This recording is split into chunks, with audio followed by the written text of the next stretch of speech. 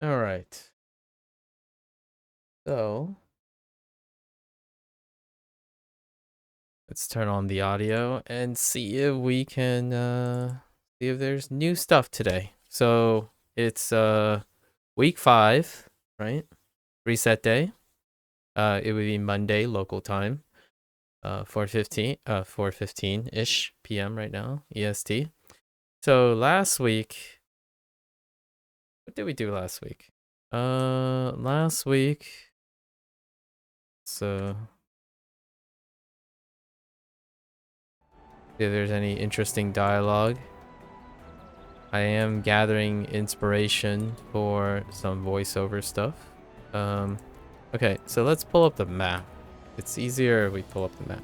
So last week, we visited this planet Gabion, right?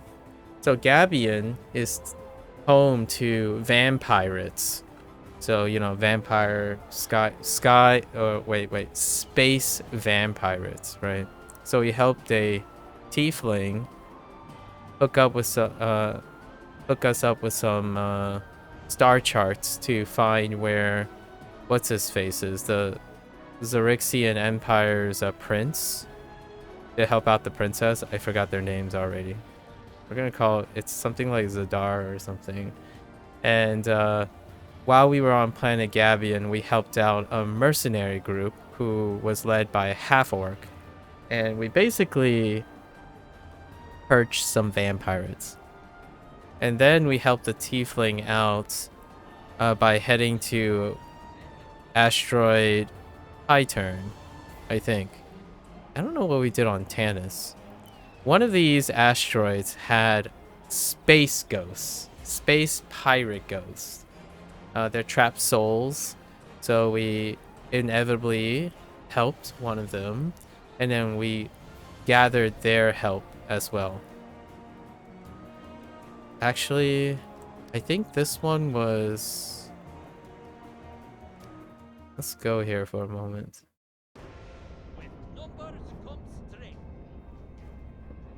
Oh, space dwarves. That's right. Asteroid Tanis was where we helped the space dwarves. Who was attacking the space dwarf? I think it's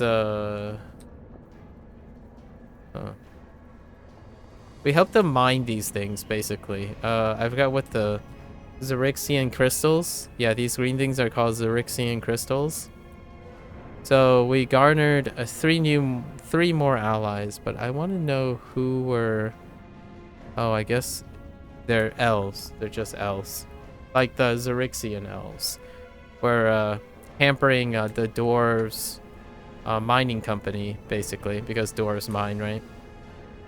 So now we have the help of ghost space pirates, or space ghost pirates, dwarves, and a bunch of mercs, but the mercs are like mixed outcast people that were not represented yet.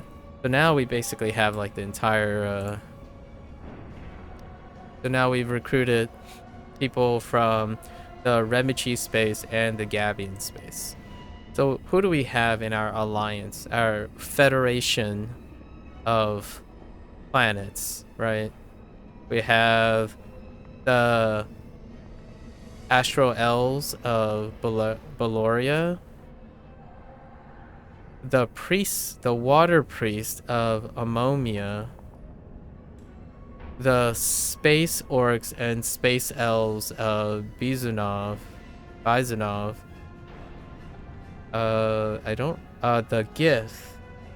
Gith of Zarbos, the Gith from Zarbos. And then we have what we just mentioned today.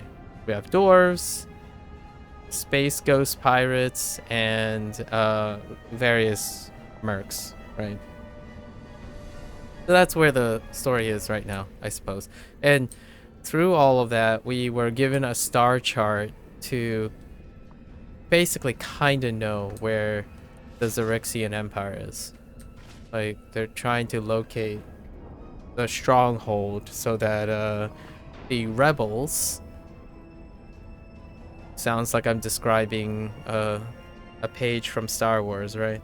So the rebels, but it's more of a combination of Star Wars and Star Trek, where yeah, you're part of the rebellion, and the rebellion is against an empire, right? Star Wars. However, you're aligning many alliances, and it's introducing the different alliances and their conflicts of interest with their counterpart rivals, like the Gith versus the Illithids, the Dwarves versus the Elves, the Orc versus the Elves again. It's generally the Elves, but different types of Elves. That's more of a Star Trek thing, like the Federation of Planets. That's the idea, and it's like the Federation of Planets. The Federation of Planets versus the Romulan Empire, which are represented by none other than elvish-like characters, but in this case, they're of Vulcan origin. There aren't elves in Star Trek, but they are replaced by Vulcans. Pointy-ear race. It's, you know, it's not a coincidence. All right, let's see if we got any new task on the Moon Dancer here. Any new stories? Actually, I don't expect any, right? Oh, no, there was a milestone last week. Yeah, there was a milestone last week. Next week, like this week, going into the next, there isn't a milestone, so there won't be any changes. But there's something here. Let's swap out. Okay.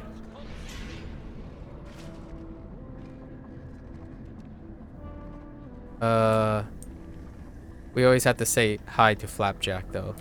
Wherever Captain Sartell takes us next, the Moon Dancer is ready. He's freaking... Oh, and by the way, as far as I know, he sounds very hollow or orbiting, because I'm pretty sure flumps are telepathic. So like he's talking in your head, so it kind of looks like he's echoing and whatnot. I don't think he's necessarily actually lipping anything. Pretty sure these guys are telepathic. Is it done then? Coins and trinkets for you? Yeah, we're just gonna... in half a fortnight, and we'll have more work for you. Yeah, we're just gonna turn this in the weekly. That's 25. We have migrated 1 daily. It's good to have you aboard. Or 1 repeatable. All done? And then the Dirty Deceit. Alright. That star chart shows the location of Captain Zorlar's ship orbiting an Zolar. asteroid near the planet Fabius Prime. Flapjack has set an ambush course, with us coming upon the Star Moth from above, using the light from the nearby star to mask our approach. We're ready to go when you are. Alright. This, I imagine this is either the setup for Defense of the Moon Dancer. Pretty much this, and then the rest of the stuff is, like, not so much. They're just, like, extended. So this might be the last piece that leads to the trial. Because it sounds like your confrontation with Zolar at the end of Defense of the Moon Dancer. So the question is, did the Moon Dancer get jebaited? It got ambushed, and that's why the trial is called Defense of the Moon Dancer. Or they actually did get the drop on Zolar. We'll see. Soon enough.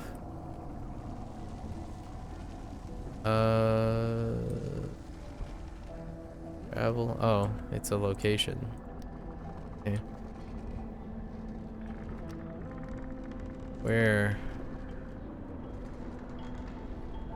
Where's the location? Oh, it's out here. Holy heck.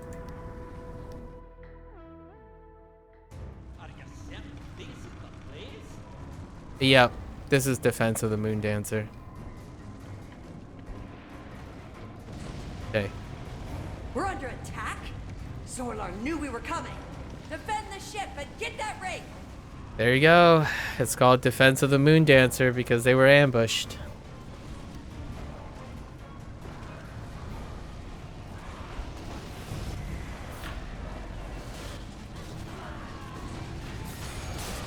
Yeah, this is the setup for the trial.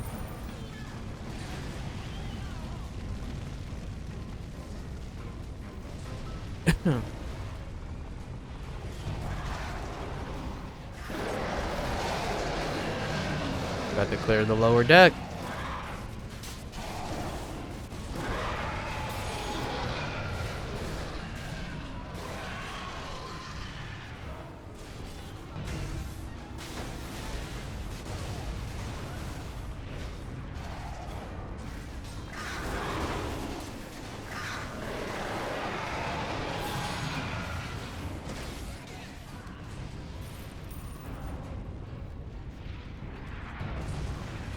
Oh, this is that Lieutenant Sniper. Dude, snipers are terror when it comes to the trial.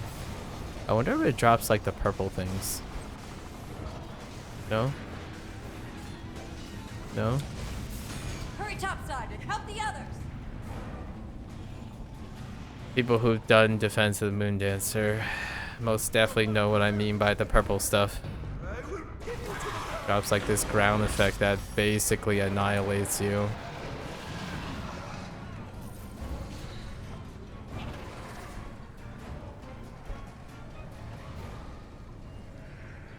Okay. Upper deck. Or I don't know what you call this. Not upper deck, just... I actually don't know what you call this. I guess this is called the upper deck, right? I don't know anything about ships.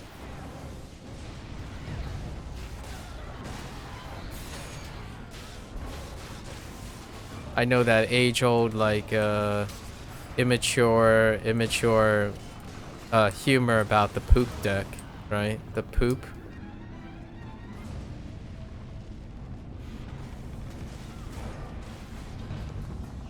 Okay, that was awkward.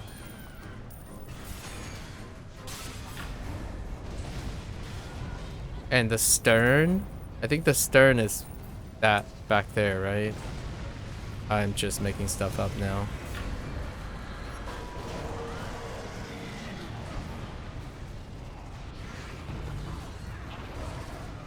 For this very reason, later... Take that ship down. For the very reason, I'm gonna look up the parts of a ship later this evening. Here's the moth ship. That must be a Zolar's thing. And it's gonna run close to here and then we're gonna jump across. Yeah. Yep. There's Commander Zolar.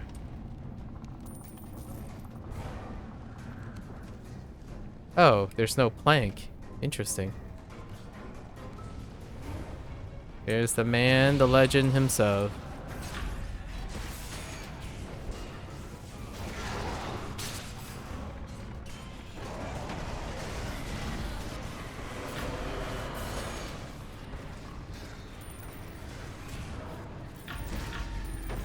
Oh my gosh. Zolar kind of hits like a dump truck. I don't approve. Zolar, please. Do you have a tracking attack? You don't, right? You obviously don't have a tracking attack. Right?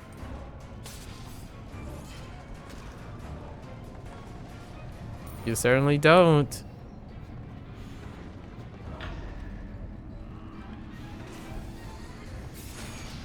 He does, just not in this version of him. It's by proximity. Plus, I will retreat for now.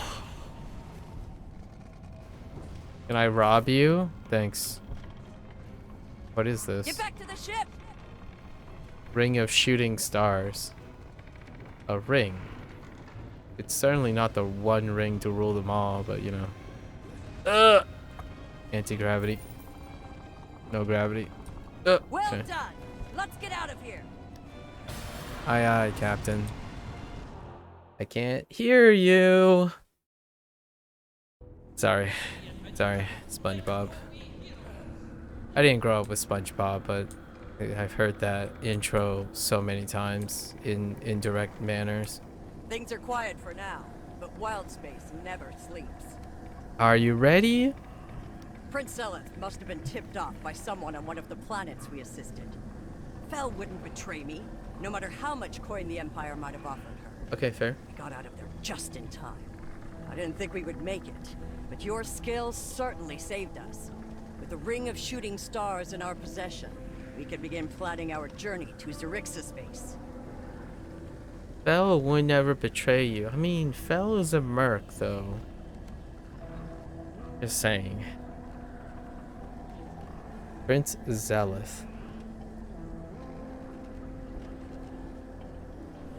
Must have been tipped off by one of the planets we assisted. Prince Zeleth. Yeah. Zeleth is his name.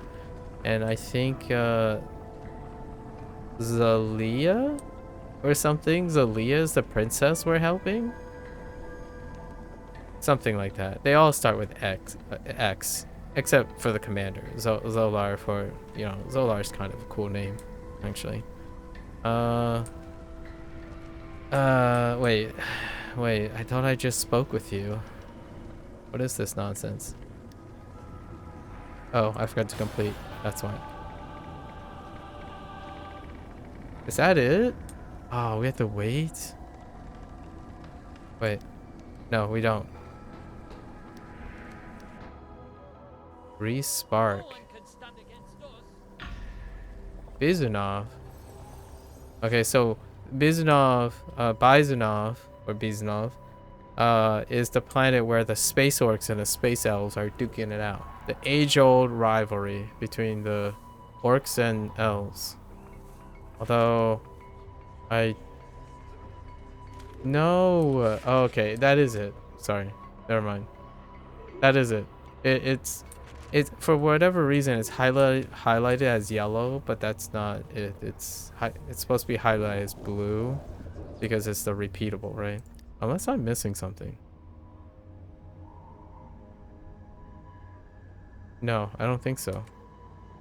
Yeah, no. It's marked for Respark, which is one of the repeatables. That's it. Well, I think we'll never. I don't think we'll know until next time what happens between Zolar. Like, pretty sure this is just next module stuff, but we'll see. It'll be 2 weeks before we see what happens after if they pursue Zolar or not.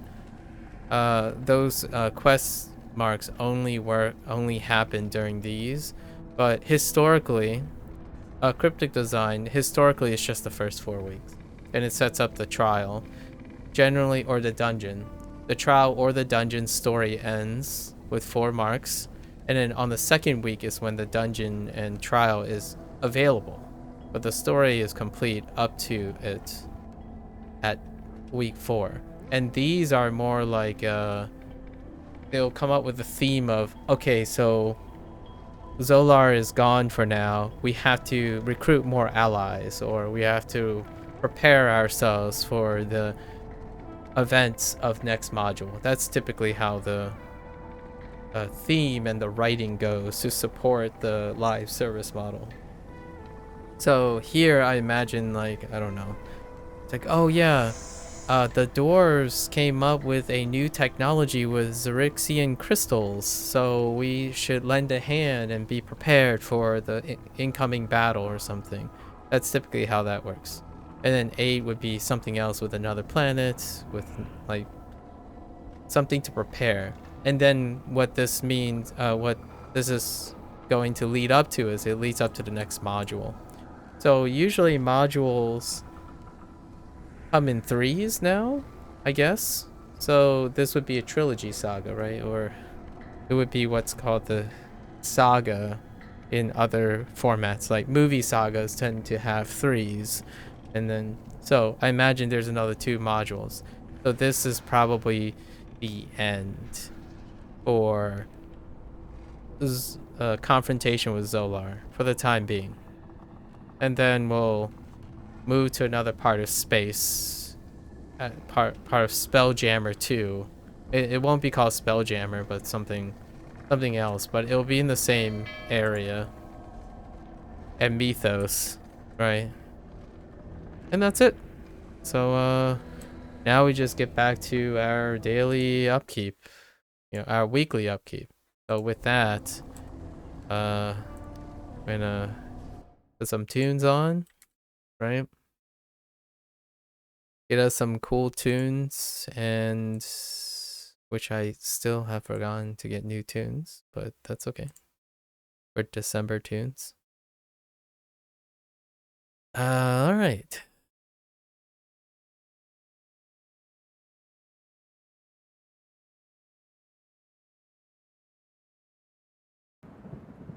Okay.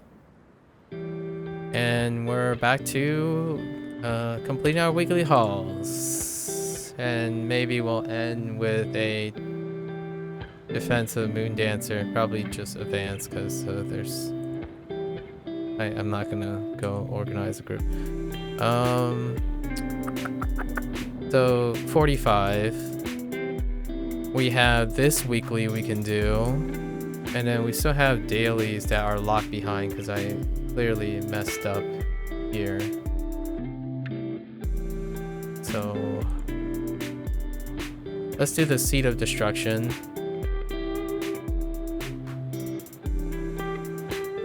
For a quick 25. Not bad, right? This is gonna be the routine we're gonna do. My other characters have varying levels of completion for the daily. Last week I was a little bit loosey-goosey about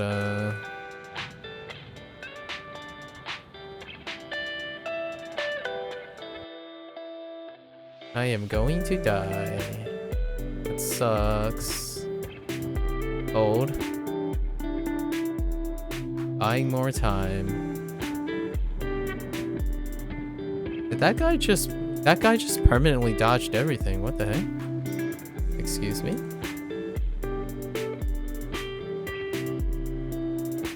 Was this Zolar? Oh no, it's Zerexar. A Zerexar? After you do these a couple of times, I start paying attention to like getting the names consistently, you know? Connecting the dots. That's kind of the one thing I do to engage myself when you're doing repeats. You try to notice new things, basically, regardless of however mundane one might be or rudimentary. I like to maximize my time by just looking for new things. Just things I might have missed, you know? If you do it 1,000 times over, I will still try to find something new about it. If I don't find anything new, I'll try to tell myself how I'm not finding new things. Just things to maximize your experience, right? One would say, if someone does not provide me with new ideas, I will make them. If they do provide me with new ideas, I will still make new ideas. It's kind of the thing.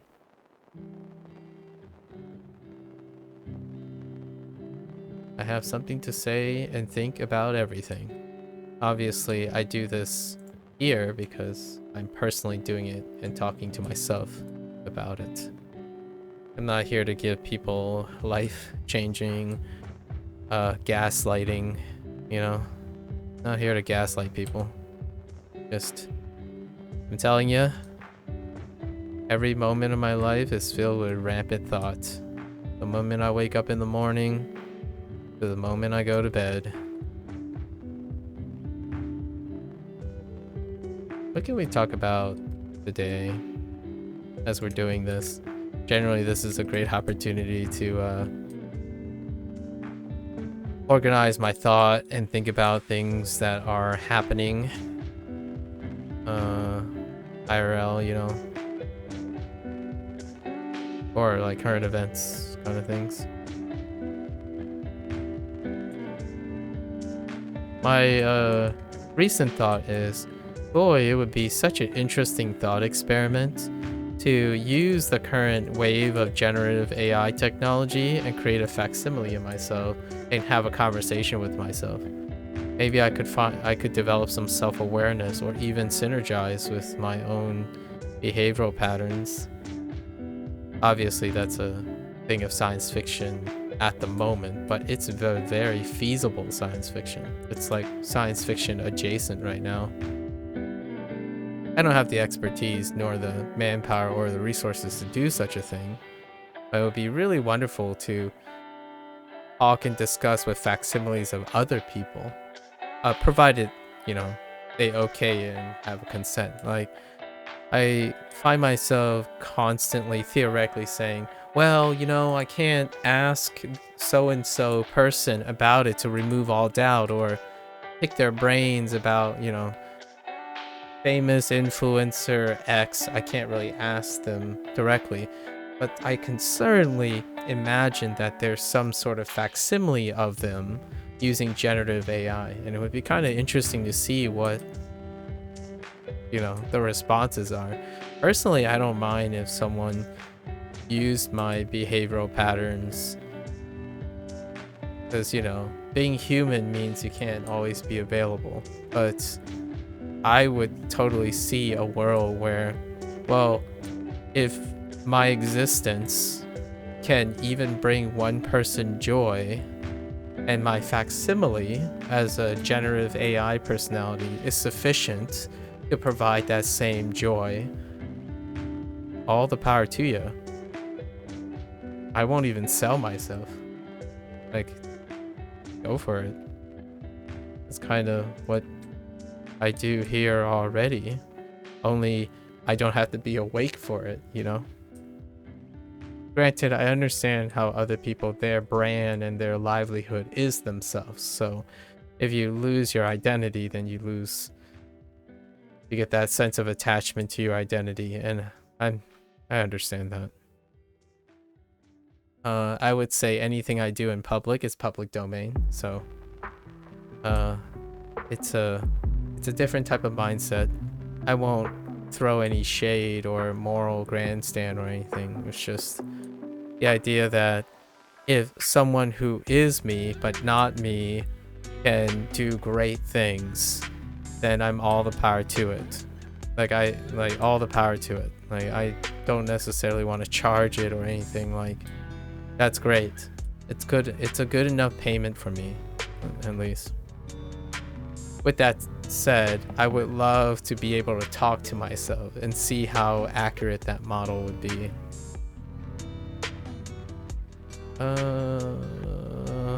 What's a fast way? Why is there a fan breaker? Why is this here? I didn't do this. What the heck? Where does this even track to? Why can I not find... You know, I haven't used this interface in a while. It's probably here. No. Probably under cold run. Okay. Alright, what else can we do? Space orcs. So we're at, what, 70? 70 currency? This is kind of a mess, because I didn't do the dailies. I didn't do the repeatables from last week to migrate to this week. I left one out. That's why Sartell is not offering 3 more repeatables, because we have to clear the previous repeatable. And this is a task that I missed. It's okay. It kind of destabilizes my routine, but, you know, that's just it. Don't remember what I was doing last week that would distract me so.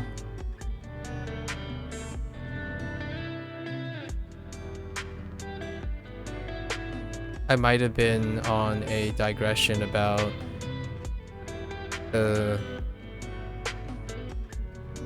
probably something regarding tank changes and all that again. It's probably that. It's very likely.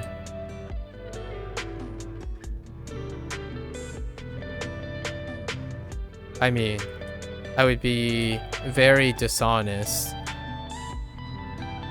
to myself if I weren't admitting to myself that every time I log into this game, I'm reminded by the asinine changes to tanks in this game, right? So it's a constant reminder. Whatever changes that impact you, obviously, when you do the task, you will be constantly reminded. You have to distance yourself long enough to desensitize your recollection of it, or like to distance yourself or reconcile with the changes. So in order to say if Cryptic introduced a patch that greatly changed your routine in this game, every time you log in, you will greatly be reminded, and it will consistently reinforce until it gets normalized, or you will consistently have a love-hate conflict of interest relationship with it, right? Eventually, that's kind of the end goal. And if that conflict of interest persists, you'll leave the game. Not to say that you won't return to the game at some point, but when you leave a game, it distances yourself to the point where you'll either find reconciliation and return, or you never return. That's kind of the idea. And for me, it's okay. I would still be lying to myself if I say I don't think about that every single time I log in from now on. So it's just keeping myself honest. Oh, and also this change, the Buzz Jewel to Evasion change, absolutely foolish. Like I can't even describe the disproportionate amount of time expected from doing Zyrexian Armada completion for the weekly. It almost overshadows everything that they have done in terms of weekly structures from the Underdark. Like, it undo the structure from Demon Web Pits, Mesobarazan, like these two, on how weeklies are structured. This weekly structure is like really leaves a lot of room. Like, a lot of room to be desired. Is that the phrase? Leaves a lot to be desired. Elect Eldritch pieces. I don't remember which one that. Mercenary prisoners are Gambian. Oh, the Eldritch is the ghost pirate stuff. Okay. This one is... Oh, hard to see. These guys are kind of hard to see.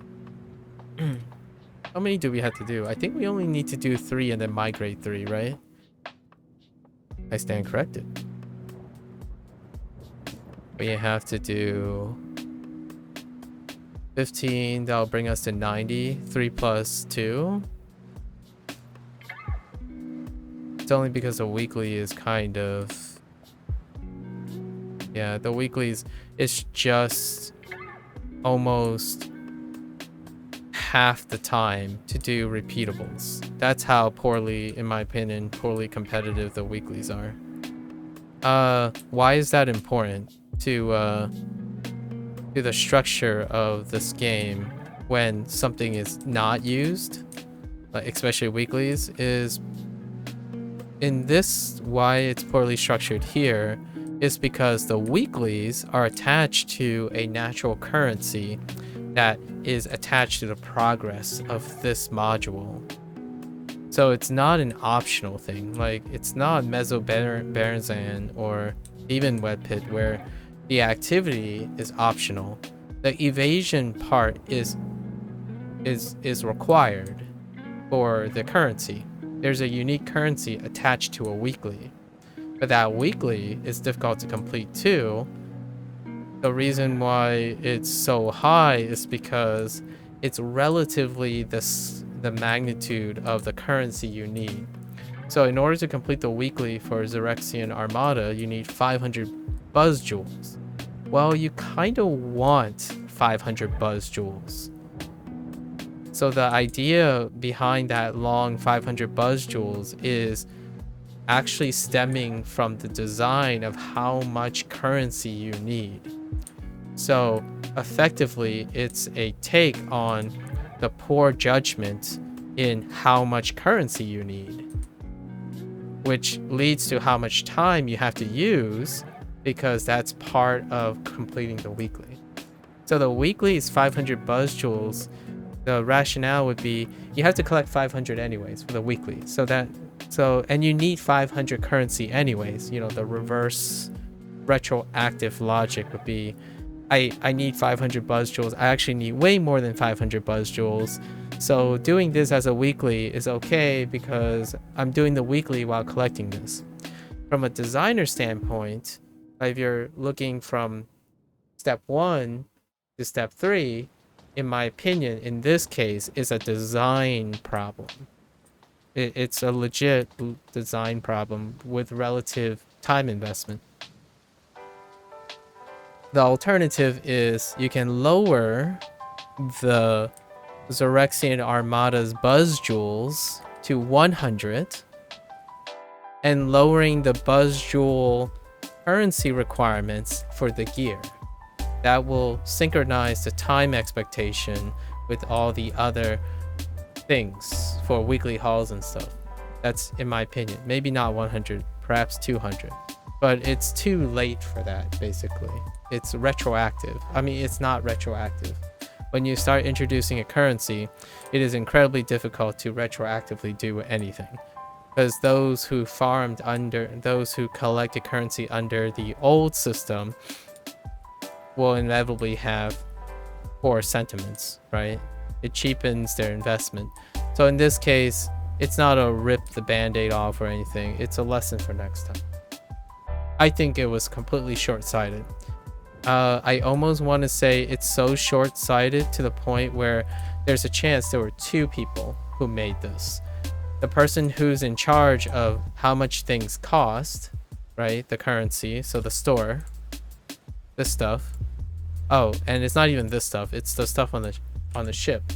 How much the buzz jewels are required for the piece of armor is not coherent and communicated with the person who's designing the quest stuff.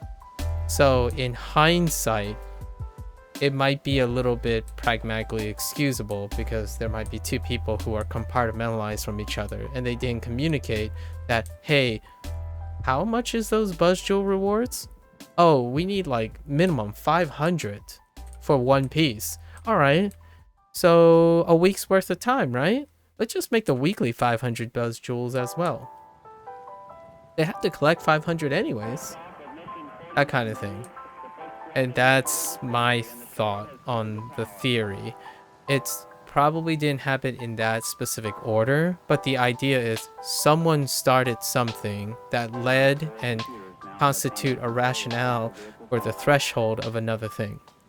And when you put them all together, then you just have certain quests that are incredibly desirable because they're repeatable, which is what I'm doing now. Like, they're so much more time efficient. And it's not that they're more time efficient than before, they're just average. It's the average time. They're no faster or no slower. And then suddenly you have this Zyrexian Armada, which is a new thing, quote unquote, new thing for a while now. Invasion is a take on another thing of a couple years back, actually. And they bring it back. So they're trying, you know, I don't really fault them or hate them for trying how to divvy up the currency in a different way. But in this case, it kind of fell flat. It's really flat. Like, it's to the point where like 4%, I'm not going to touch that. If I'm collecting buzz jewels, I'll collect buzz jewels for whatever. But generally speaking, if this was someone's pride and joy, unfortunately, it is overshadowed by how questionable time investment this is expecting. When you're playing a live service game, you're talking about time here. And this is not it. This is a big miss. A gigantic miss. And there's a backstory behind this. It wasn't like this on launch. The launch had a bug. And the bug was that the buzz jewel requirement wasn't registering in the proper proportions. So you only had to do like 3 things and it's complete immediately. You just pick up 2 boxes.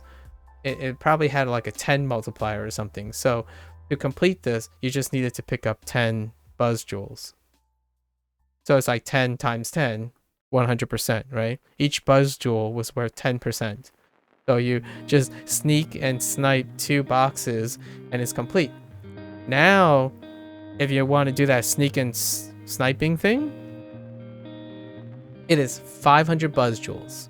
Each chest on average, actually I think it only can have 1 value, 5 buzz jewels. That means you need 100 boxes. I'm pretty sure that's it. 100 boxes.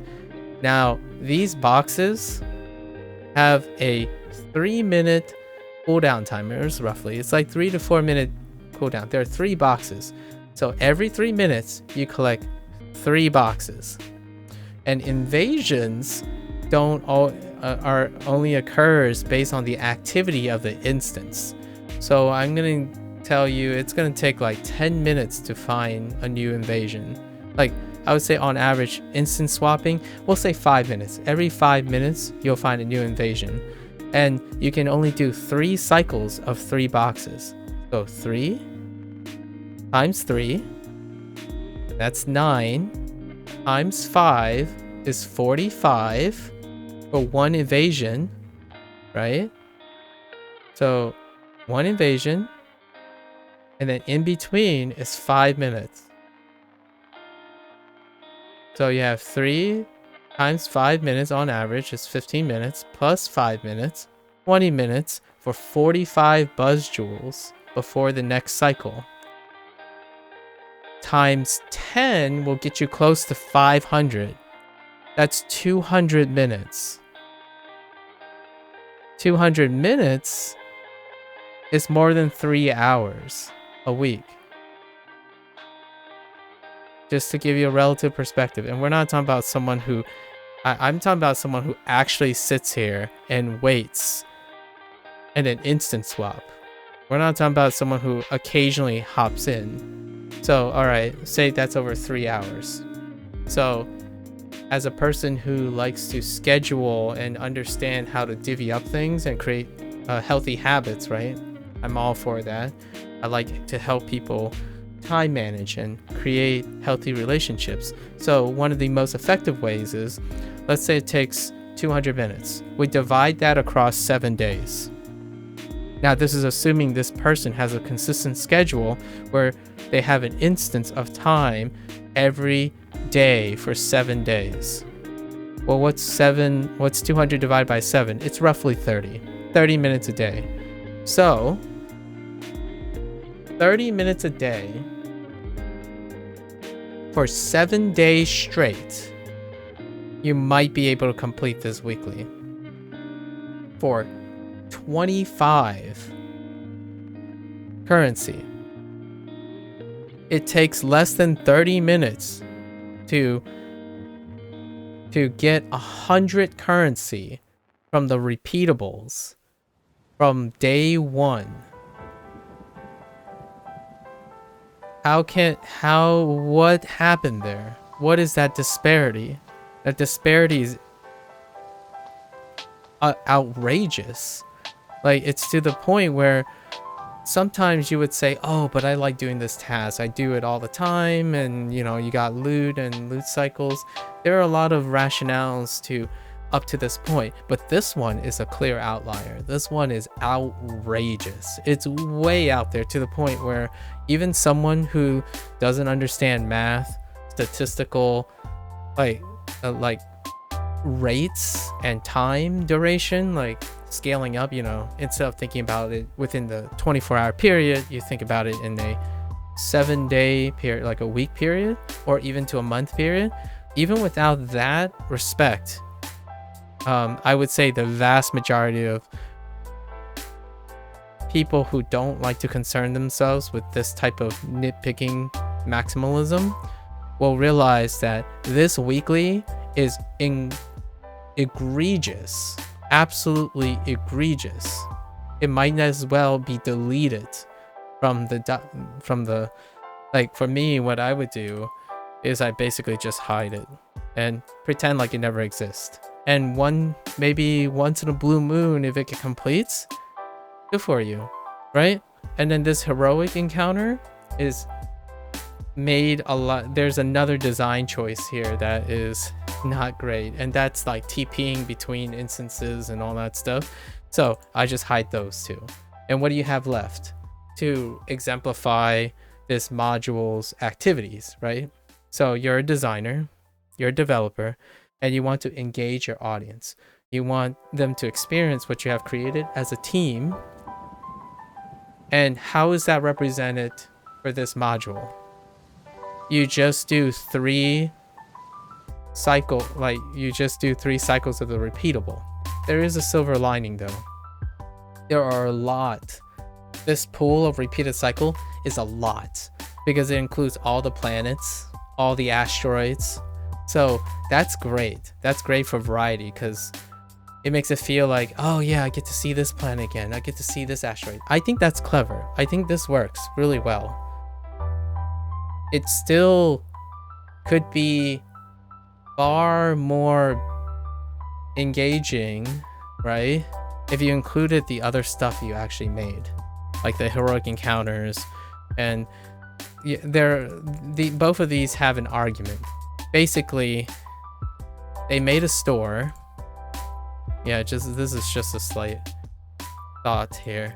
They made a store that takes advantage of all these currencies, and I'm willing to take a 60-40 gamble that the person who decided how much like doubloons it costs for the store, you know, neutron cores, and like here's the buzz jewel vendor, right?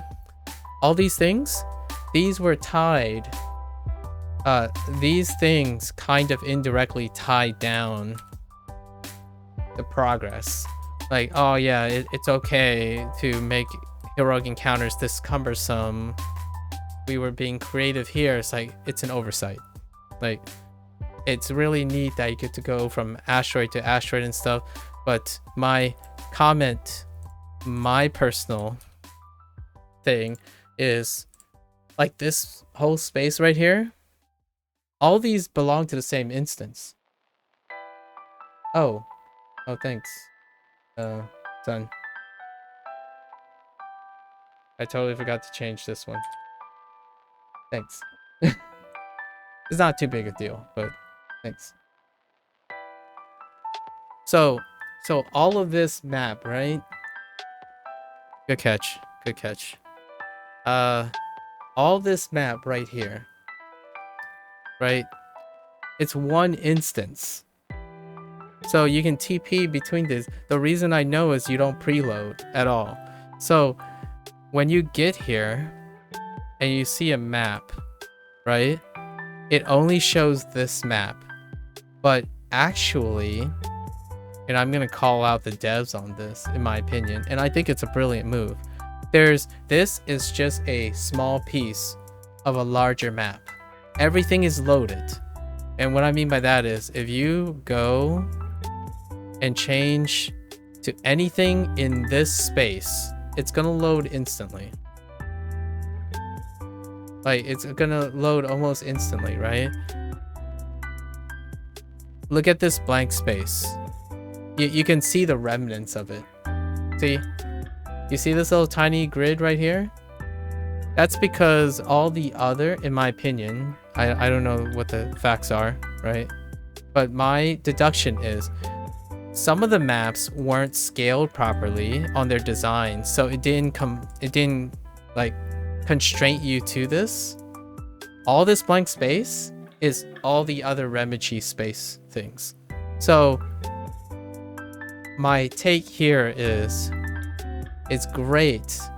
It's awesome that they made different spaces for the asteroids and planets.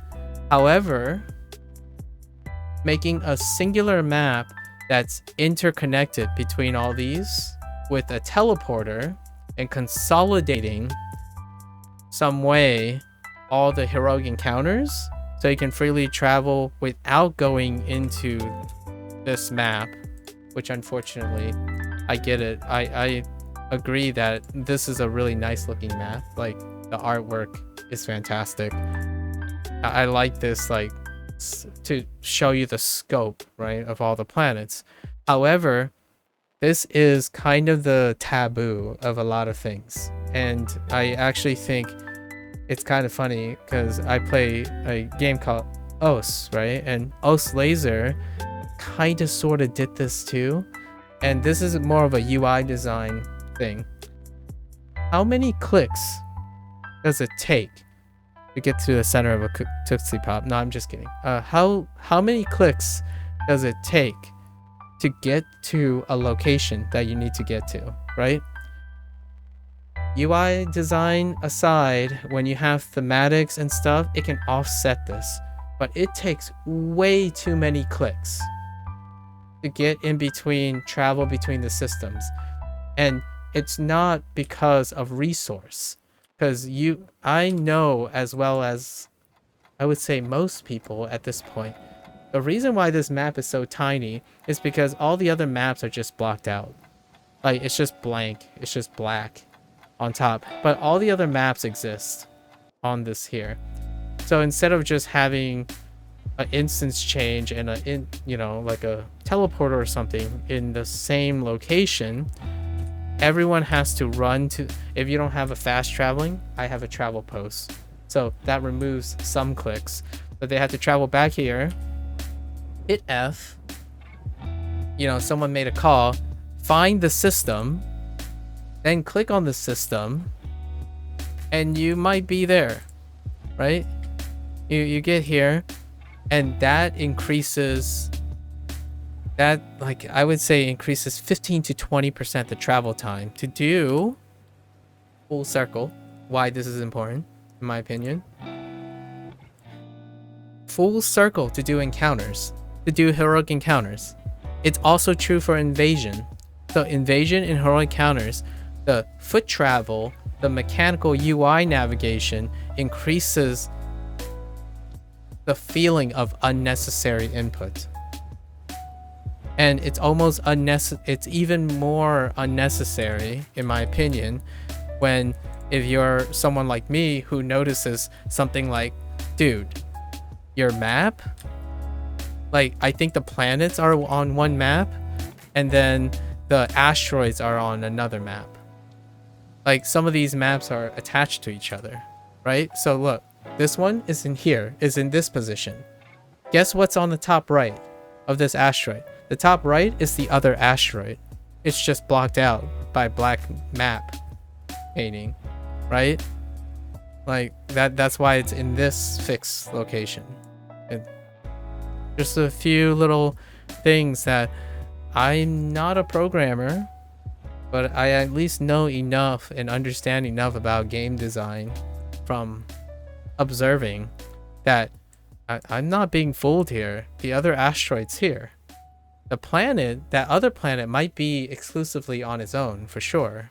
Like what I mean is, it's a 60-40 bet, because maybe they Remichi is actually the whole thing, or what could have been done is you fix the window and you punch in and then restrict the user from connecting the dots. But I think it's an oversight that reveals the thing, like reveals that they're connected.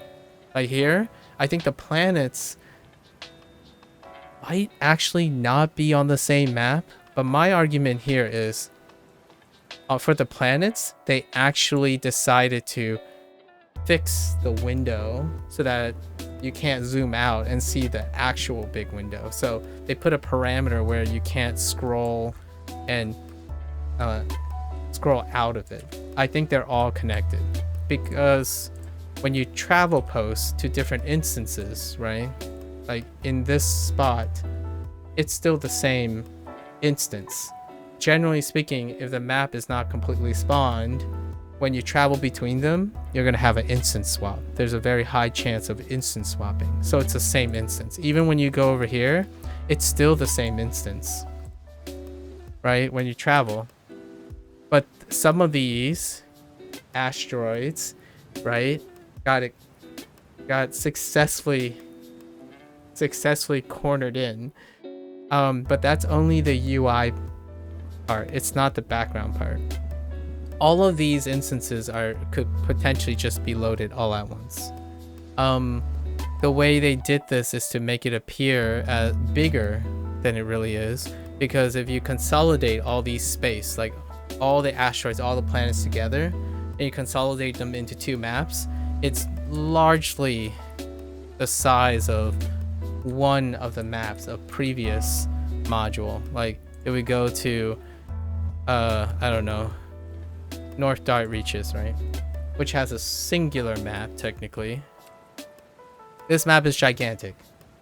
So if you cut these up into 7 different locations, you probably have the size of Spelljammer. So that's kind of the idea. So however, thematically, this is shown all to be connected because it's one piece of land. The asteroids and planets can still be shown on this map like this as like separate things, which has been done before, but it increases traffic flow. The foot traffic is not as egregious as well, and it's this is not the place. Is this a good example? No. There's one place. It's the air place. This goes way back though. Not fiery pits. Spinward rise. So you see how there are separate planes, but there are travel points between the planes. Even this has its like old design footpath things. But what I'm saying is you can still show all the planets and asteroids in one instance to increase foot traffic, and it consolidates all the zone chats to one area, and it facilitates that same old encounter design that allows people to know where they're going and whatnot, and then not have to do like 3 or 4 different clicks, develop a new habit. And there's pros and cons to this. It will make the player be a little bit more receptive to changes on how things work, and it's a challenge because you could argue, oh yeah, it's a feature of the new map. Now you just gotta learn how to communicate differently. That's fair. I'm all for that actually. However, from a design standpoint, what are you gonna do next? Are you gonna go back to this? Or are you gonna continue doing the 3-4 click thing, and eventually your next module you're going to move away and you're going to have to adjust all the negative criticisms again, right? Objectively speaking, it is more foot traffic, like period. It's just more foot traffic. Like in order to go from point to point here, it just takes more time to go point to point here. I don't mind it. I'm saying I don't mind it.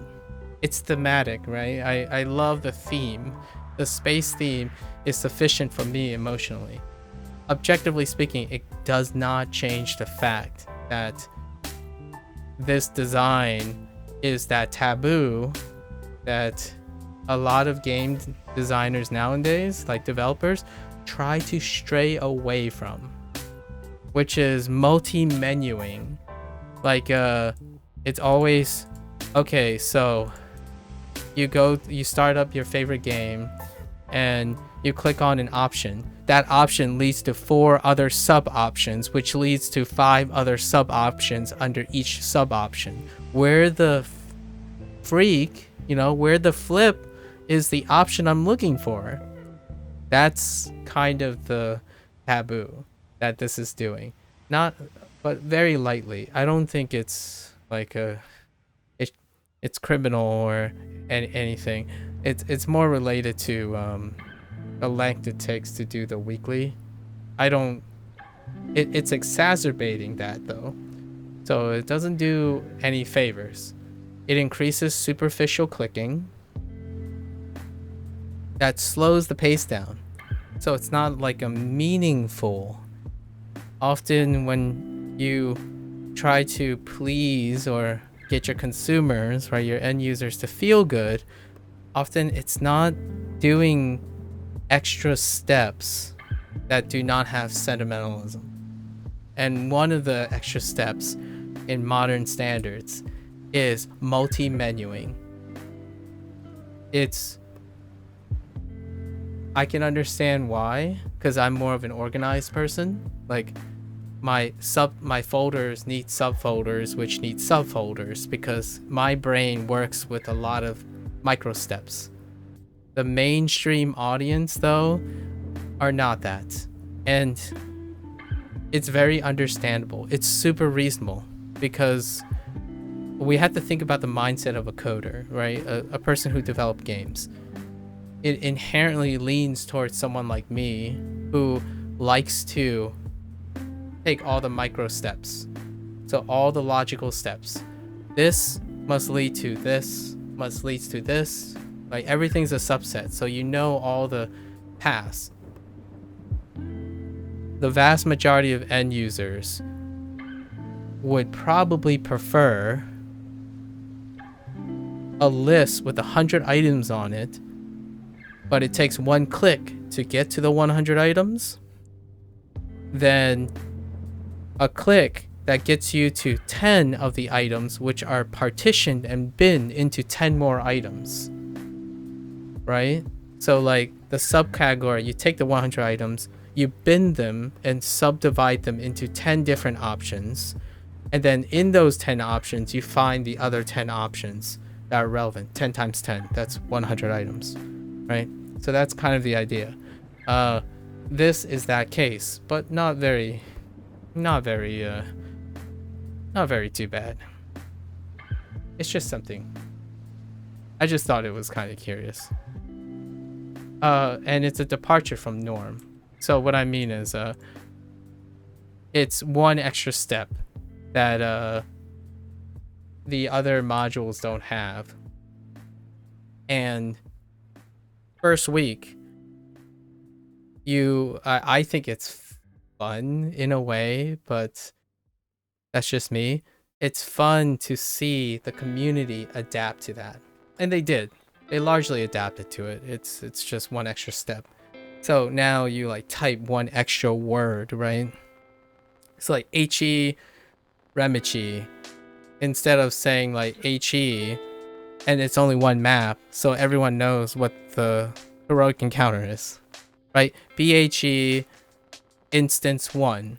There's only one BHE or one desirable BHE, so everyone knows. Now you have to type one extra word, and that's kind of clever in my opinion. It gets people used to remembering what the places names are. Although it doesn't affect me at all, because I like to remember things. So now people have to type like instance 10 Remichi, HE in Remichi, or ammonia, Valoria, right? You know, there are trade-offs, pros and cons. Just a slight fun thing about this module, I guess. I think it's interesting. And I enjoy watching people try to figure their way around it. I solve problems, so I don't see most things as problems. Just observations don't change. Those are the facts. If you can see a design that only takes you 2 clicks to do something, as opposed to 4 clicks, inherently one is, you know, shorter than the other. And is that important consideration? It might be for future. Your heroic encounters, I would say when it comes to the weeklies, the upper limit for the weeklies would be to have double. I think the upper limit is twice the amount of time it takes to do an equivalence of work with your repeatables. So the repeatables take 30 minutes. Your weeklies can't take more than an hour. That's just the upper limit. And the reverse relationship is true too. If your heroic encounters are really long, you could maliciously, and I don't encourage this, increase the time it takes to do the repeatables. If you do that, the dissonance, right? The dissonance between the two, if you compress the range, you could secretly and maybe like immorally increase the player time without making it feel awful or dissonant. I personally wouldn't try to push the limits on that. So what I'm saying is, a lot of times when it comes to habit formation, like MMOs and live service games, if something is presented to you that is a very problematic, say you have to go outside and go get your car fixed. If going to get your car fixed requires 2 hours, but this person typically already spends like so and so time, around 2 hours, to do anything outside, going to get your car fixed doesn't feel as bad. That's like the whole relative thing. So in this case, if you're really hyper focused on trying to increase the longevity of your content, pragmatically speaking, but you have no empathy or sympathy, like you're just strictly objective, you're thinking logically, my goal is to increase retention time, you make all the activities relatively within a range of tolerability. So, for example, if you accidentally inflate it, or you want to inflate encounters or weeklies playtime, it would come with a proportional increase in the inflation time of repeatables.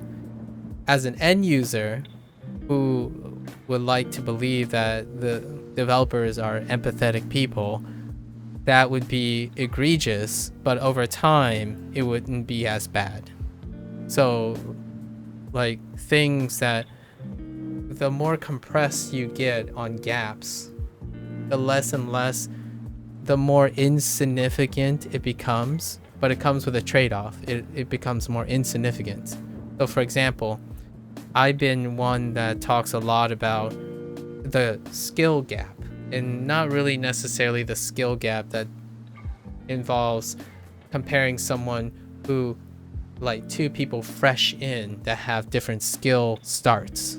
We're talking about people who are already here versus people who are new.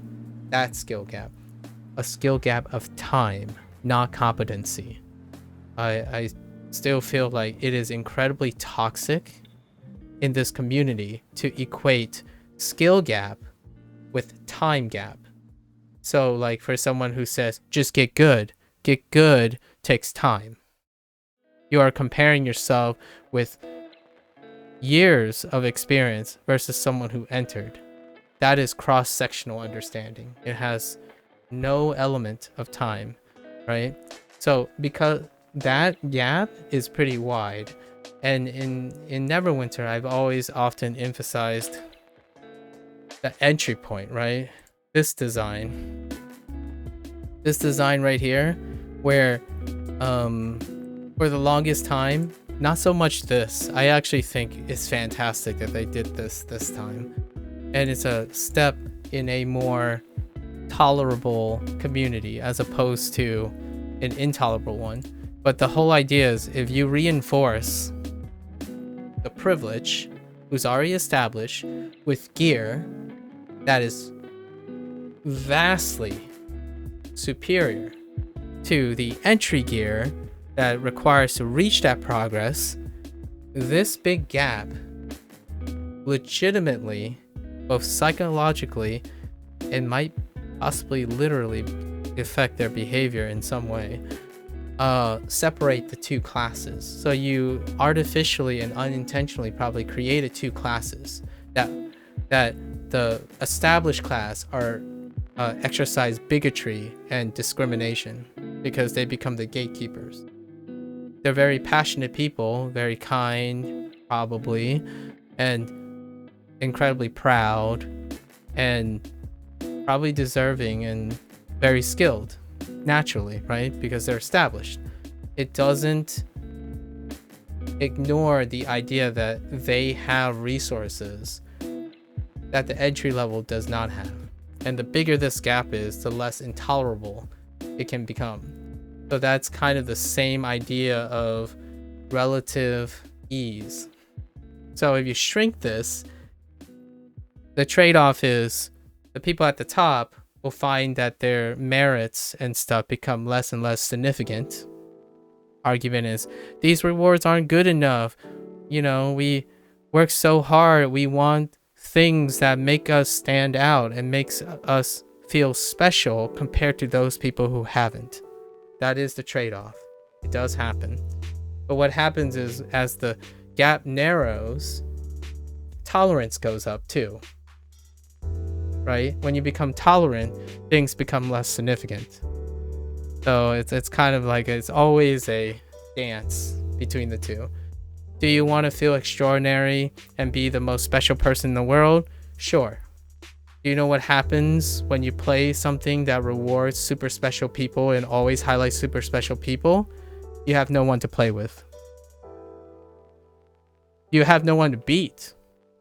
And you're wondering, well, you know, I have good friends that are also good and stuff. It's like, but how do you know you're good? You have no one to play with. Like, what I mean is, if you're extraordinary and you're always in the class of your own, you have no equal, literally and figuratively. So if you're extraordinary and you're always at the top, how do you know you're at the top anymore? You have no competition. It's a non-competitive environment. So what does that do? It creates bigotry. It creates discrimination. If you're at the top, then you convince yourself you're at the top. And to stay at the top, you make sure everyone else never gets near you. And that is Cryptic's design for a really long time. Like, in my opinion, that it's not intentional. I don't think it's intentional. It's like the fallout of traditional MMO design. If you were here for a very long time, you were rewarded for your loyalty. But your game doesn't ever grow anymore. Because anyone who comes near this, it's like, nah, I'm not touching that. It's like looking at the Great Wall of China when you enter this game. It's like, hey guys, how long does it take so that I could, you know, hang out with you guys? It's like, well, you know, and then out of the sheer kindness of their heart, they'll explain all that stuff, or they'll try to, right? But you were in that elite club for so long, the only thing you unintentionally do is you communicate how hard it is to join you, and more or less your design mechanics in this game encourages your community to unintentionally and indirectly prevent your game from growing. So it's in the responsibility of both, but I would say in this case it's like 70-30 on the developers. The developers' design language reflects its community. So if your community is actively trashing people because they're just self-entitled all the time, probably rightfully deserved because they followed you for, I don't know, however many, 9 years, 10 years. I'm one of them, I guess. I'm part of the 9 to 10 year club. But I play other games. I can't speak for the other people who are incredibly loyal to this game. I represent a minority, I suppose. I am definitely not resonating with that idea that you think you're the best and therefore you are the best. That's not meritocracy. That's nobility. And if you're a developer that designs gear that specifically rewards, balances around the nobility, you erode any form of meritocracy ever. And that's to the point where when you're trying to break away from that, you will get resistance. For example, if you keep adding new titles for clear conditions, have to commit to it. It's going to be a really tough transition because nobility is rewarded with something else. It's not a meritocracy. So very kind people, driven, motivated people, if they lack the self-awareness of how human conditions work, like psychology, which is not expected of everyone, it's not out of malicious intent or like really like they're not hateful people. It's humans spend their lives prioritizing some sort of awareness that's necessary for their happiness. It doesn't necessarily mean they're out to be fully aware and being malicious about it. And in this case, if you are a person like myself who spend at some period of their life in a very privileged position, you start losing how inept you are and how complacent you become. And in the end, the greatest thing to happen to me is I got slapped down back to earth. As in, like, I feel like I was very exceptional at some point, but then, you know, the ocean opens up and it's like, nah, there are a lot of brilliant people. How do I compensate for that? I rely on those people. I ask them, can you help me? I learn from those people. That's the opposite of a nobility. Literally, almost quite literally the opposite of a nobility. A nobility means you're always right. You are always the guy with more information, more resources. Whatever you say is the truth. I just described 70 to 80% of the Neverwinter community. So 70 to 80% that are still here playing your game. That's the summary. Like, if you enter a conversation with them, they are rightfully so, and there's no gaslighting, there's no intentional gaslighting or anything, because it is probably actually true. So it's even harder when the nobility is correct. And what creates correctness in a video game? The developer's design. So who has the best gears? Gear pieces. The nobility. Who has access to the best gear? The nobility. So what they say is true also. So what happens is, don't hate me. It's true. That's the argument. It's like, well, yeah, crap. Like, what do? That you guys are rich and I'm poor and I'm gonna stay poor and you're gonna stay rich. That's the truth. No hard feelings. Like, well, yeah, that's just it. That's no hard feelings. The nice thing about video games is it's a microcosm. It's a microcosm under the control of the developers. So good luck. That's kind of like a digression into... I was digressing about something else and then I kind of flowed into my same old thing.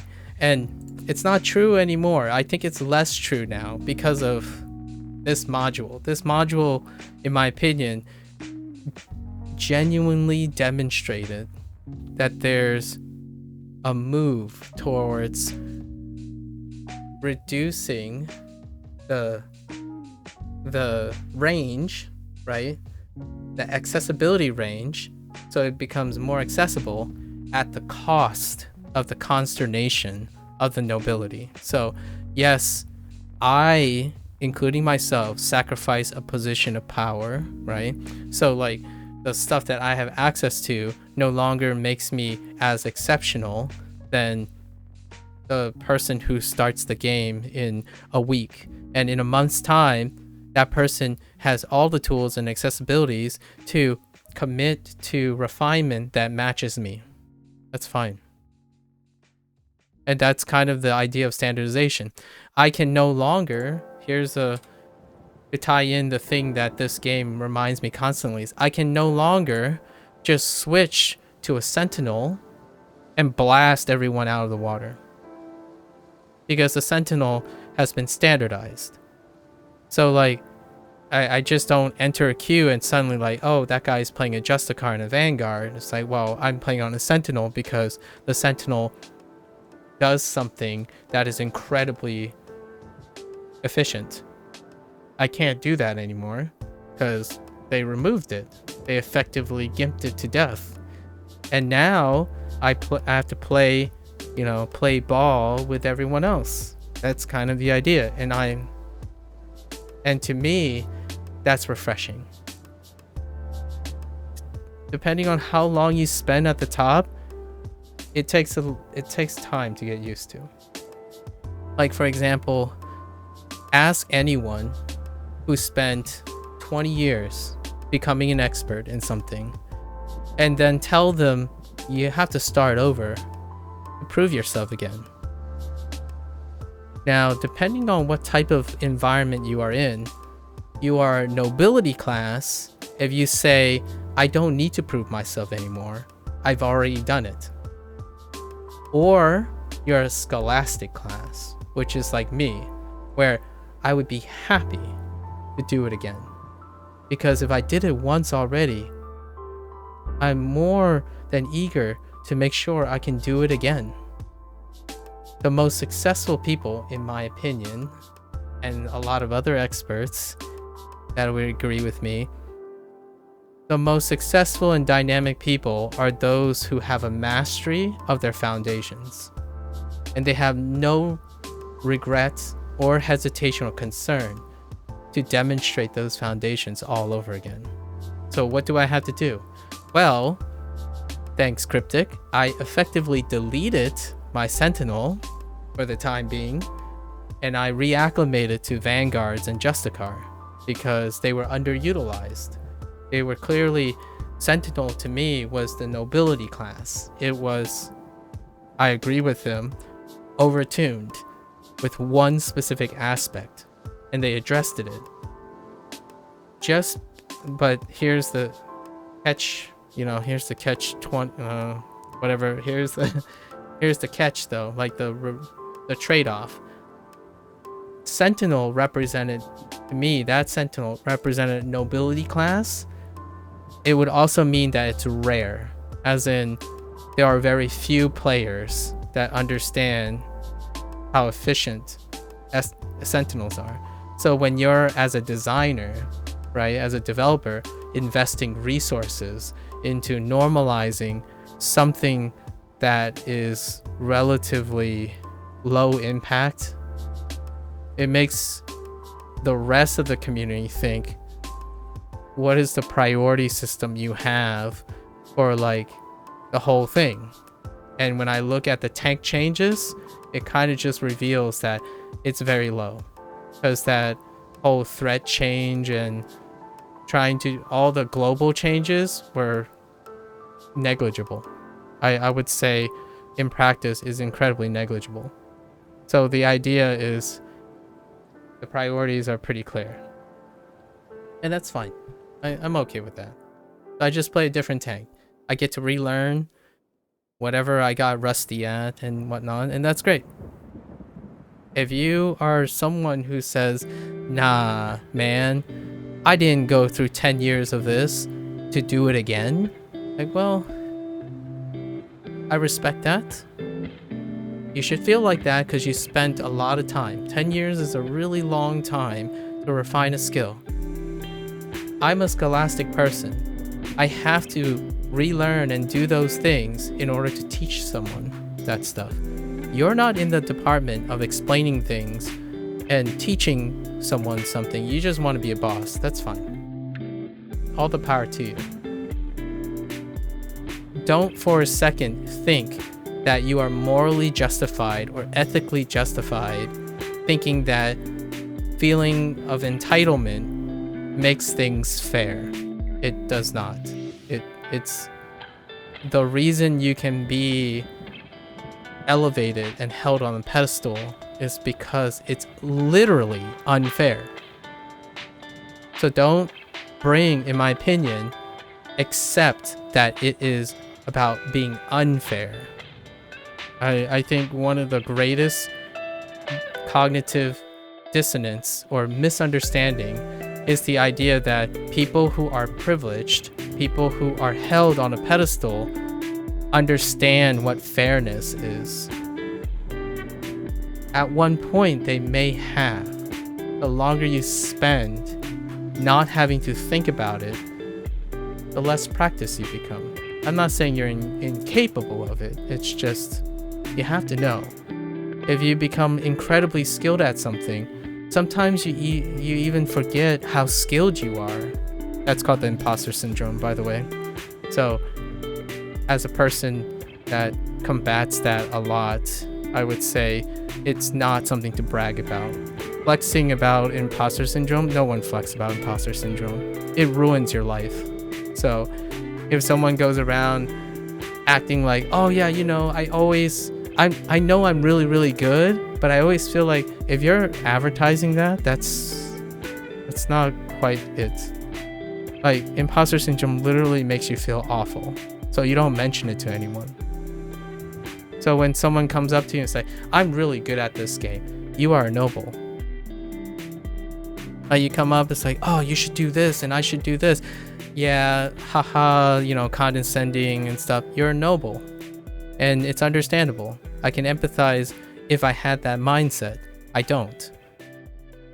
When you come to me, it's like, here, this is what I do. It's like, oh yeah, you're really good. It's like, sometimes I wish I can do more. That's imposter syndrome. So I won't ever tell you that I'm really good at something, because I never feel that way. And you never talk about it. Because something that makes you feel awful, you don't share. You don't share what makes you feel awful. It's kind of like I want to do like a slight jab. This is as lighthearted as I can be. It's kind of like saying someone who wants to tell you that there's something, but they use it as a stamp, like a stamp of assurance. So for example, I'm a vegetarian. Sorry, vegetarians. I'm sure you know what I mean. But you go around making sure that everyone knows you're a vegetarian, as opposed to understanding all the trade-offs you have with it. So for example, I know someone's personality just from how they express their vegetarianism. For example, the first thing someone would say when they fully are invested in that identity is, hey, do you mind if I order somewhere else because I don't eat meat? Like, I have a vegetarian diet. Not going around parading that they are vegetarian and somehow makes them elevated as a person. That's a nobility class. A scholarly class is someone who would suggest like, oh man, how am I gonna tell this person? Like, so they come up with many different ways of negotiating the pros and cons about being vegetarian. They are concerned about how vegetarianism interacts with other people who aren't vegetarians. Much like this game, much like all video games, for example. The person you want to ask for help in this game largely doesn't exist. That's the trade-off of a game you design that increases the gap of accessibility. You don't have people who are naturally available to help in the first place. And that's kind of derived from your design choices. and I think it's fantastic. Now, I kid you not, just this here, or introducing advanced, like advanced dungeons and advanced trials, the frequency of people saying, hey, you could do this instead for the time being, and then you can join us, increased exponentially. Like, it's to the point where it enabled even the nobility to use this as an excuse, in my opinion, in sentimental excuse to defer a player to another subclass of group that's working towards, that's closer in gap, right? So that they can make the leap to the nobility.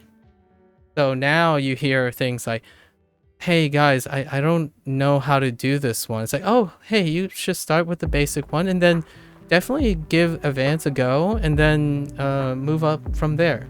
So that becomes a stepping stone. So those designs are great.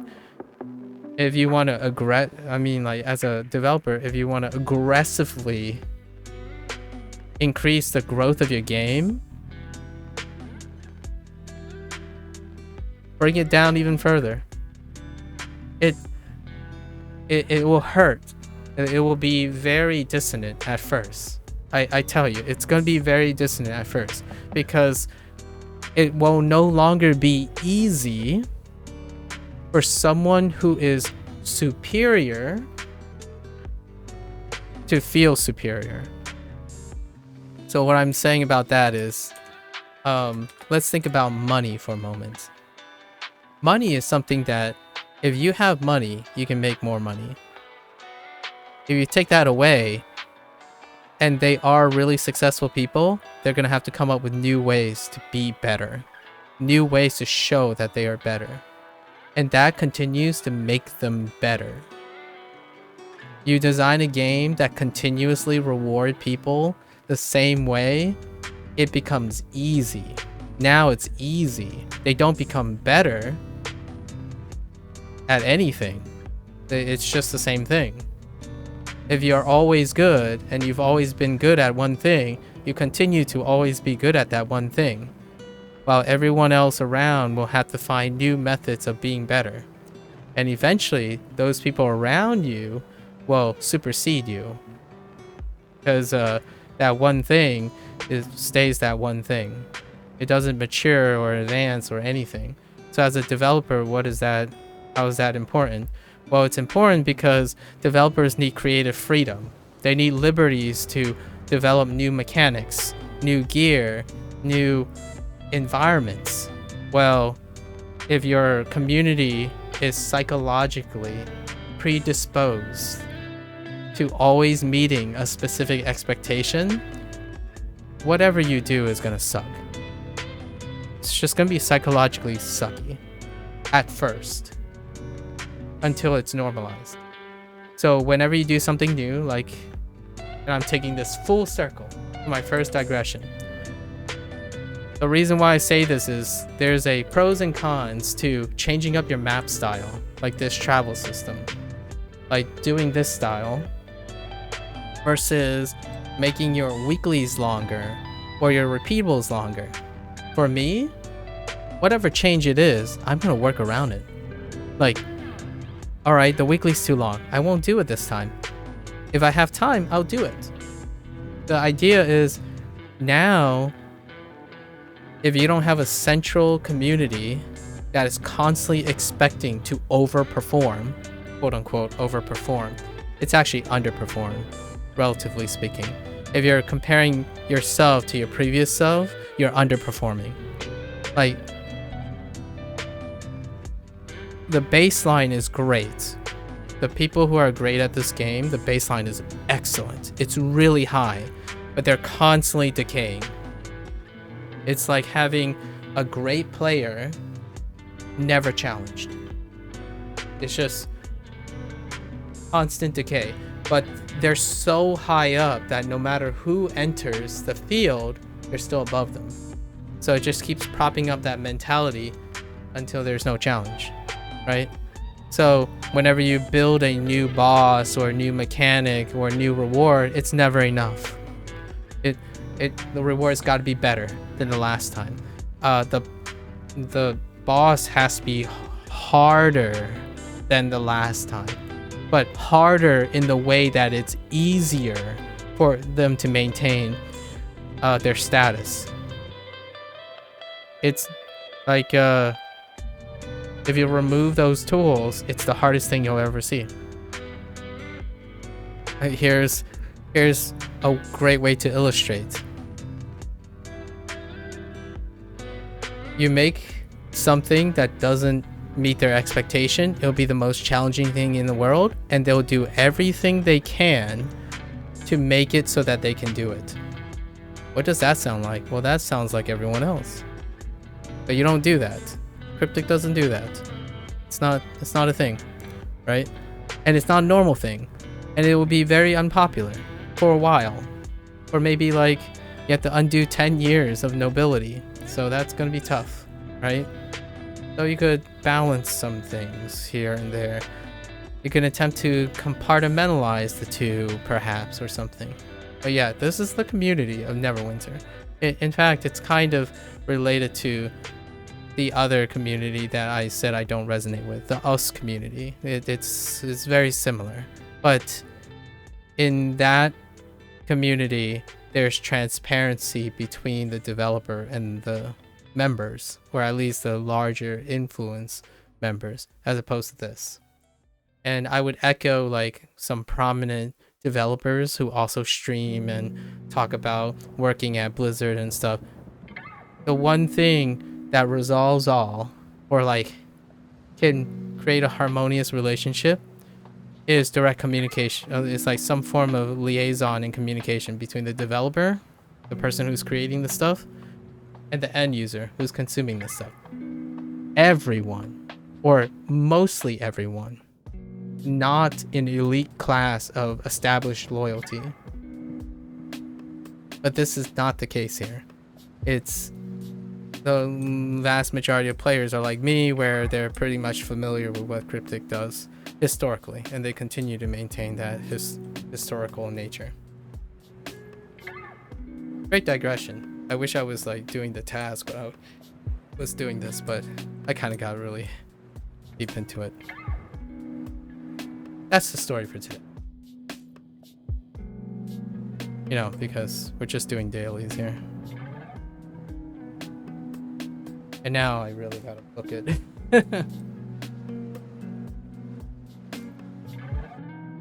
You can't know you're the best if you have no competition. Oh, hey. Hey, Chixie. Hello, hello. It's been a while. How are you doing? Wait. Did I already do this? What happened to my blue circles?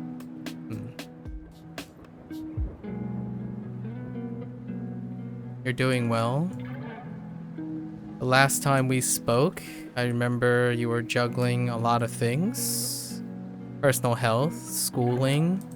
Actually, you were really close at accomplishing a major milestone in schooling. How's that going? Are you all wrapped up now? I'm doing pretty well, thanks. You know, self-improvements, figuring out what motivates me to do specific things.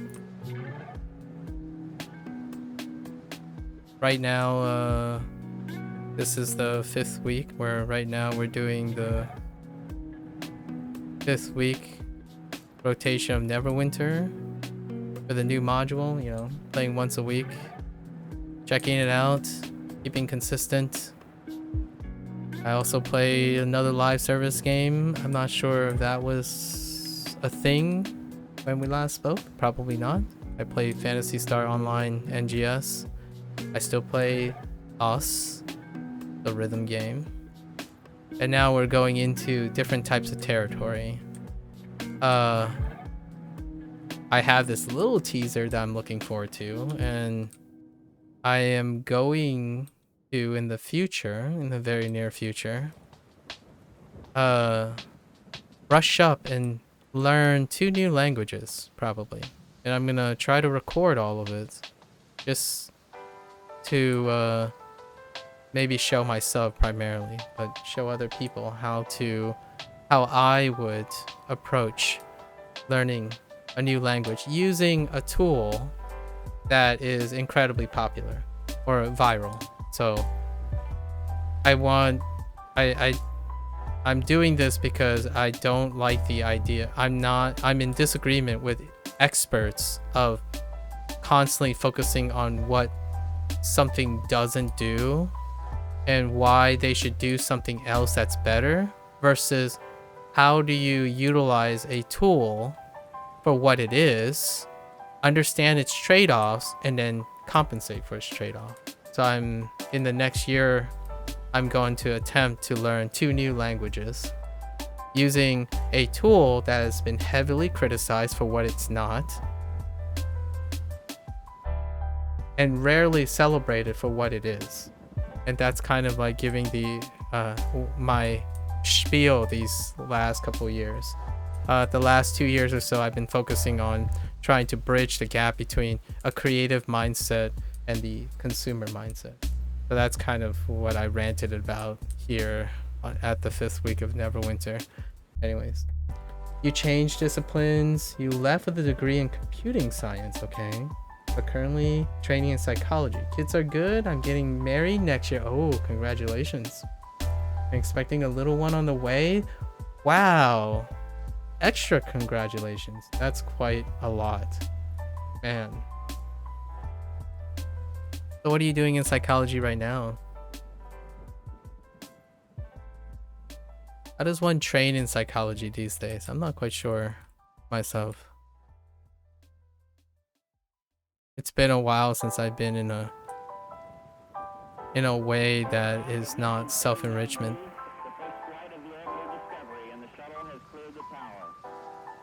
Is there any way you can integrate your computer sciences degree with psychology?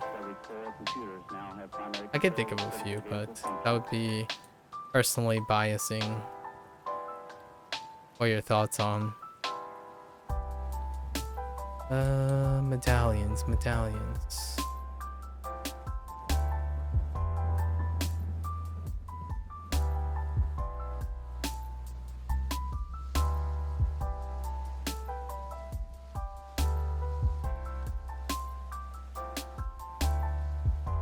3 years for, okay, 3 years for your computer science, then 1 to 2 years for my master's, and potentially 3 years for your bachelor's, 2 years master's, and potentially a PhD. You're talking about psychology here, so formal education.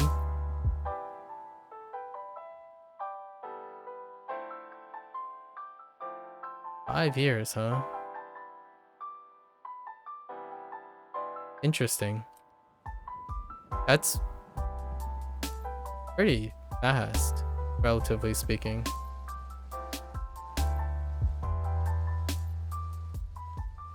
If I was going to combine it with tech. Oh, okay. You do have avenues. Interesting.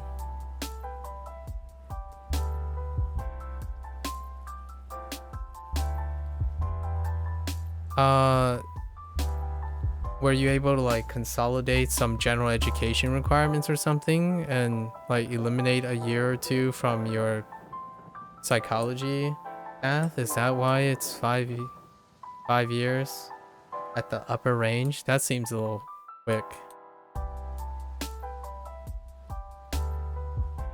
I would have said 7 or 8 years, and that's being incredibly optimistic. Or like a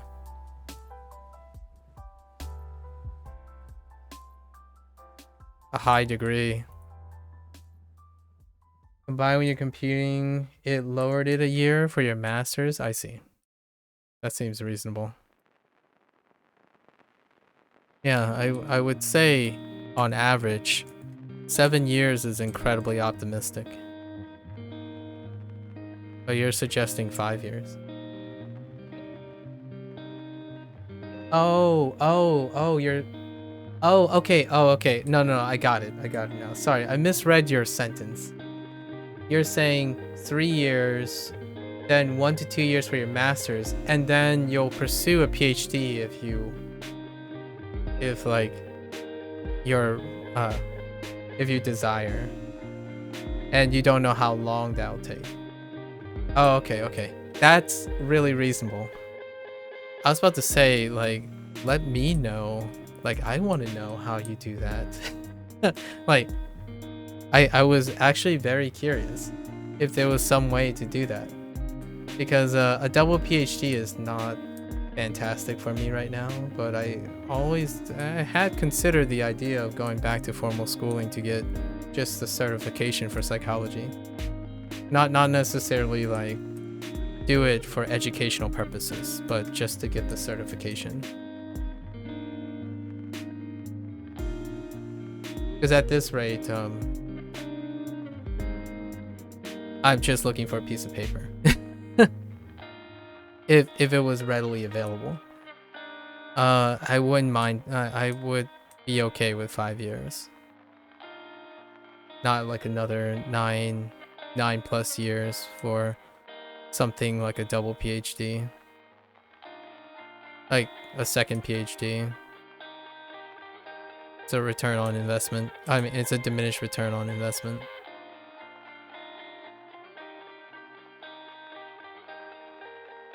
That's crazy though. What got you into psychology, Trixie? What's your motivation for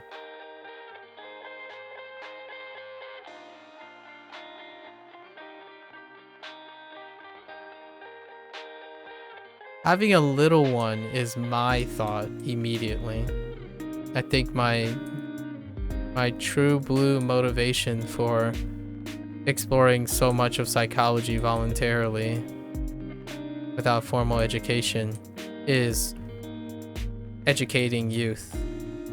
So, and when you mentioned that you have a little one coming, that would be the only thing in my mind to do. That would be all the motivation in the world for me personally, just to give a talking point.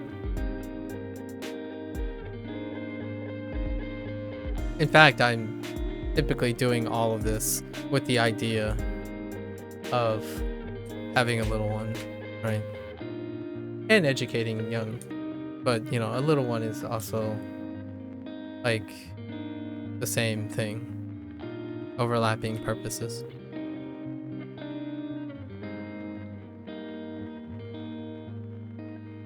Legacy building comes with self-improvement for posterity.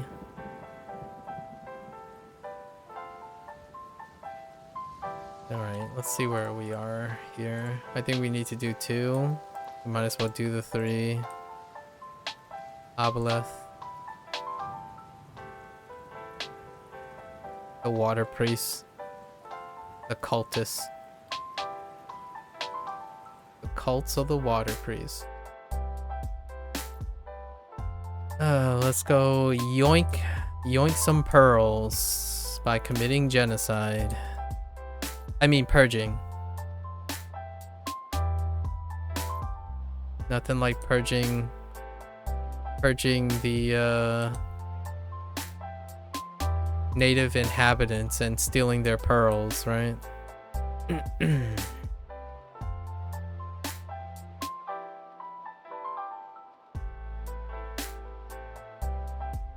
You decide to do an honors BS. Okay. Bachelor's. As it also, it's 1 to 2 years, yeah. So accelerated master's program. Because we do our thesis without, yeah, it's an accelerated master's. So in theory, it's 4 years, then 1 and 2 years. Yeah. I've always been interested, but I didn't pursue it because people made me feel stupid for doing it. Interesting.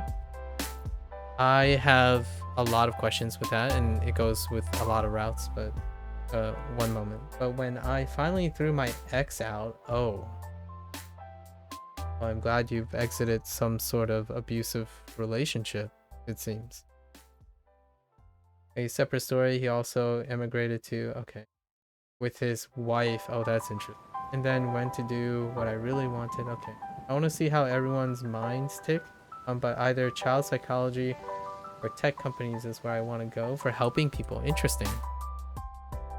I guess tech companies you can probably apply as a confidence, like a consultation, probably a confidence consultation for a tech company.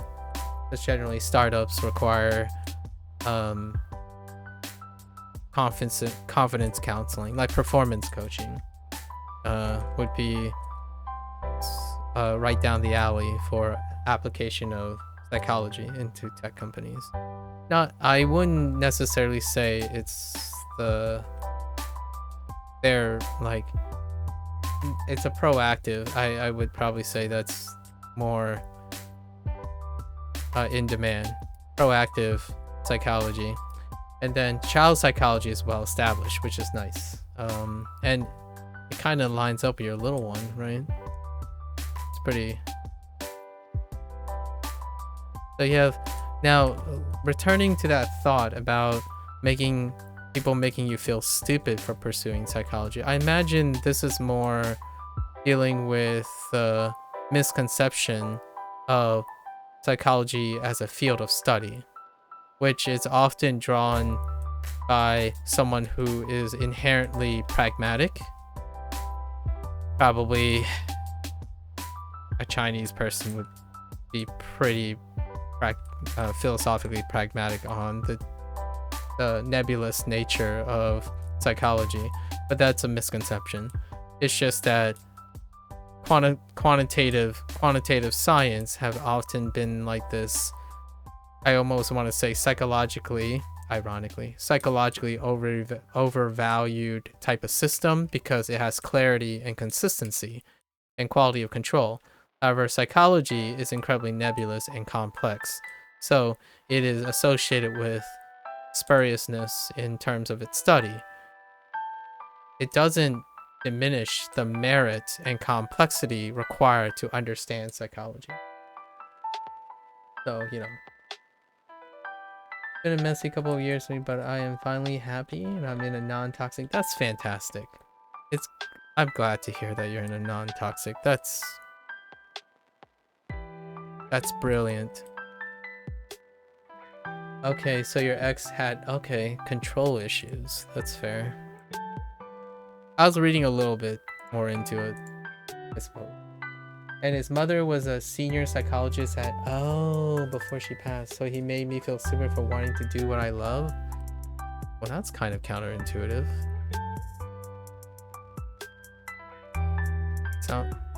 So he discouraged you from doing something his mother did? Weird. It would be suggestive of a detached relationship between mother and son. Sorry, I'm in the psychology. Yeah, mommy issues. Yeah. Like, I'm in that psychology mindset already. Well, I really am always in that psychology mindset, but largely to find a semblance of empathy, right? So the idea that it's counterintuitive would be I'm acting on the presumption that a mother and son relationship, I like to be hopeful that a mother and son relationship is fruitful and positive. So because that premise fails, then I have to reject my hypotheses, right? And assume or presume that there are a not so great relationship between the two. Well, that's unfortunate that ended up being projected onto you, but it's nice to hear that you are doing well now and you did not fall victim to the Stockholm syndrome, if you know what I mean. I don't know when you're gonna start your psychology stuff, but I imagine the Stockholm syndrome would be one of them. Would be one of the psychological phenomenon that happens actually quite often, and it doesn't necessarily have to be literally interpersonal, as in the internet can be figuratively and metaphorically be interpreted as the consumer on the internet can be very well part of Stockholm Syndrome, right? Like the idea that if someone keeps robbing you of money and you're rationalizing why they need to rob you of your money, Stockholm Syndrome. You know? So it's tough. Eventually you become so complacent. Humans have this incredible robustness to be able to rationalize even under the really cruelest and abusive conditions. I'm using an example of microtransactions, but that's kind of something that people know at arm's length. But when it comes to relationships, that is very real, and it's incredibly dangerous. And it requires a wonderful support system to get you out of it. Not everyone is so lucky, in my opinion, to be able to do it independently. And it seems like you were able to. And I think that's incredibly admirable. So, you know, like sometimes it requires intervention to rescue someone from such a long interpersonal relationship. It's a beautiful subject that I'm finally doing. It also helps my children too with their autism and your ADHD. That's fair. I did get stuck in it for 13 of the 15 years. Dang, that's a really long time. Oh, and you had intervention from your future husband. Oh, that's great. That's great that you have a support system. You live with me for another after we split. Oh, okay. Wow, that's a really there's some deep cuts in there. I'm sure it'll be ever more interesting when you start expanding upon that and finding more awareness as you explore the field of psychology, right? And it goes without saying, it's not a coincidence that the most passionate and rigorous, vigilant people in a specific discipline is motivated by perhaps past trauma. Not necessarily all past trauma, but very vivid moments in their lives. So it would be I'm just saying, it's not without coincidence. You can make that presumption and you're probably on the mark. So as a sharing, I love that you're sharing some of this. I really appreciate it. It is safe to presume that my interest in psychology is also motivated by some sort of incredibly emotionally dependent and strenuous part of my life as well. Often passion comes also from a source of, we would say, trauma at first. However, that trauma becomes a source of power afterwards, right? Because the great thing about human memory, if you're into neuroscience and at the interface between neurobio, right? Psychobio, psychology, psychological biology, or neurobio, is the idea that our memories are tenuous. They're dynamic. Our memory is fluid, right? So trauma can easily not stay trauma. It can become fluid into something else. And it kind of makes pragmatism a little scary, because if you think about it in this way, you only ever experience something in the present once, ever, in your life. It's always going to be different by the time, so it's kind of one of those psychological mind tricks to get someone to focus on the present at the same time if they're having problems with, if they're disproportionately focusing on the past or the future. You can get them to like balance it out and focus on the present, because biology, the way human memory works, with the few exceptions, you know, the 1 in a billion people who have eidetic memories, you never have the same moment ever again. Like, the present is the present. It'll never be the same. Like, it's just, that's just it. It never is the same. Like, you think you remember something, but when you remember it again, it's going to be different. It's going to be slightly different every time.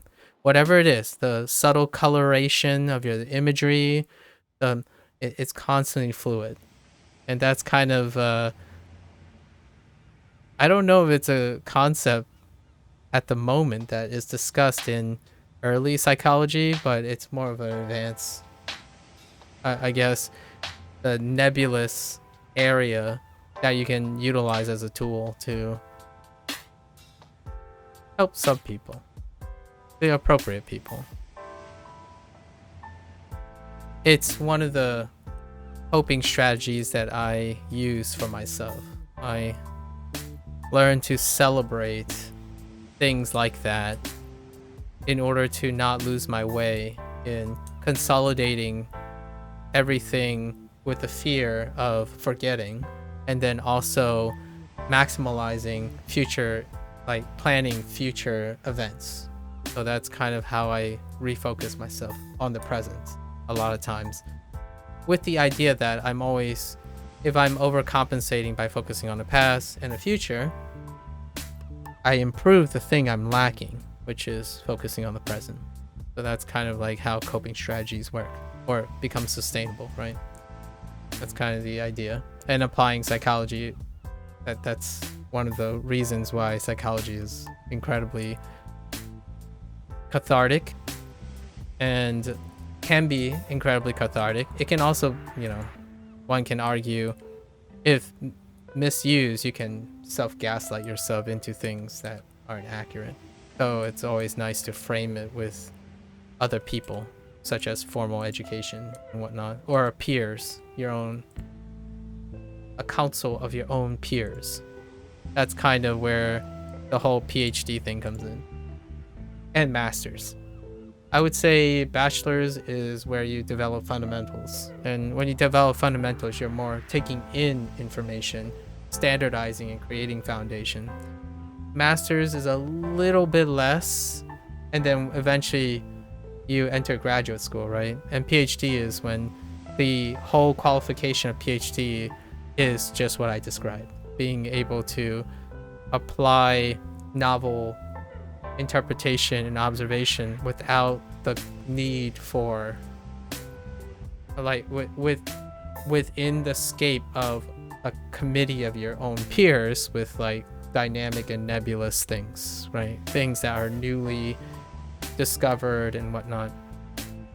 But the first 5 years, I would even include the masters, because in science, or like not psychology, but in the molecular, like the biological sciences, typically graduate students also become the mentor of master students. And what they're required to do is slightly outside of critical problem solving, as in it's still in a period where you have to demonstrate your foundations are sound. So usually it's the interpretive part, like observing, then interpreting, solving, then interpreting your solution or your interpretation of that, right? And then put it up for peer review. So your colleagues, then interacting with your colleagues, and then going through that cycle over and over again. So I think it's my favorite part. Like, in terms of the most engaging part, it is my favorite part, the peer review part. Pragmatically speaking, it's the worst part. So if you're someone who's anxious, focused on accolades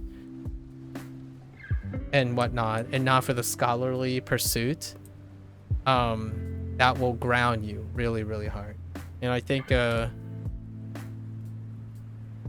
would say 50, maybe even over 50% of people discover that sometime in their PhD careers, that it's not for them. It still happens. I mean, it's less than bachelor's and master's.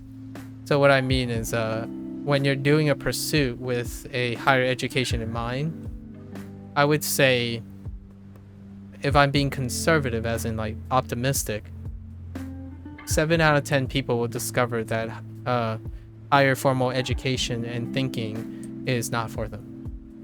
Somewhere around 3rd year of bachelor's, and then master's is a pivot point. So they made it that far. I would say 4 out of 10 would drop out and pivot to a different career. And then PhD is still less, but it's more than I really want to say. I would say optimistically, like conservatively, 20% found out that it's it's nowhere near for them. I would say another 50% would be it's kind of for them, but it's a career pivot. So I would consider myself a career pivot, I suppose, for the time being. And then the others make it. You're left with like 30% of, you're left with 30% of 50% of, of 50% of 20%. So now you're left with a very few extraordinary people. In my opinion, extraordinary specialists, people who are completely committed to the purest form of higher education. I don't usually associate with any of them anymore, like, because I'm not one of them anymore. So naturally, it would be very difficult to encounter them regularly, like be associating with those who are incredibly scholarly in general. It's also worth mentioning that if you're one that's into psychology, it makes sense too, right? Like, or it checks out on a logical sense that pragmatically you would not, if you don't project and live in a specific field, you don't naturally attract and interact in that field, and you become less and less practiced. So like, I haven't talked about virology in a very long time at a level that is anywhere like, it's nowhere near comprehensible to anyone outside of those particular people. I still remember some of that stuff, but no, I wouldn't bring that stuff up unless someone's really, really interested. That would be incredibly rare here. Very incredibly rare in this instance. I would be floored. Mine is routed in past trauma. Yeah, I also don't want my own children to deal with it like you did. Yeah. Preventive. I am all for the preventiveness, or the offering how dynamically useful it can be.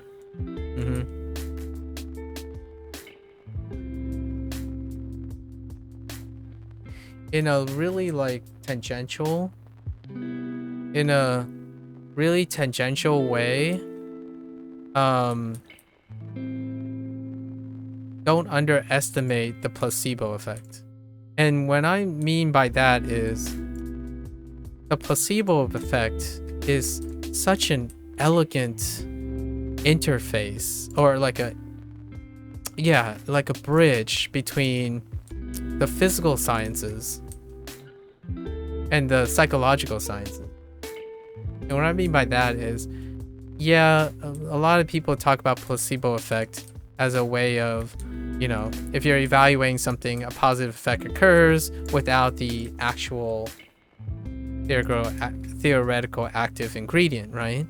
But there's something else that the placebo effect that happens every single day. And it's through psychology.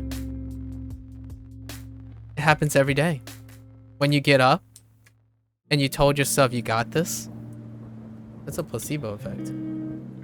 And it's a great way to interface because in the material, like in the physical sciences, you always have to be cognizant of placebo effects, like, I don't know, pharmaceuticals and active ingredients. But man, that is something both physical sciences and psychological sciences have in common. The placebo effect is incredibly powerful. It's so powerful. I don't know if you've heard recently. I don't get a chance to bring this up very often because I don't talk to older people very often recently, right? And what I mean by older people, I mean people who have concerns that are reflective of the biological stage in life. So things like health is a great one, like personal preventive health. Because I don't know if you heard recently, but the biggest stir right now is about the efficacy of phenylephrine. Yeah, I think it's phenylephrine. I probably am mispronouncing that. But the idea is that after some rigorous panel testing from the FDA, which I know you don't literally connect, like, it's not, you don't have to be American technically and whatnot to appreciate this, but phenylephrine have been shown tentatively, probably more rigorously now, did not have an effect beyond placebo. So not to have a significant effect beyond placebo. And I don't know if you're familiar with phenylephrine, but yeah, so and then of course this is talking about the government body now. So the FDA could not find efficacy for phenylephrine, and that's a big talk because one of the most commonly sold and used active ingredient for decongestant is phenylephrine. And now it's just like weird. Like, it's weird. This is a digression from the power of the placebo effect, but at the same time, it is also to emphasize how difficult it is and how tolerant one has to be in the field of science, in any field of science, like, you know, like investigative problem solving, right? Or not necessarily investigative, but discovery and critical thinking, complex problem solving. Because, man, I had my suspicions for a very long time. And this presents a little bit more modesty in how decongestants work.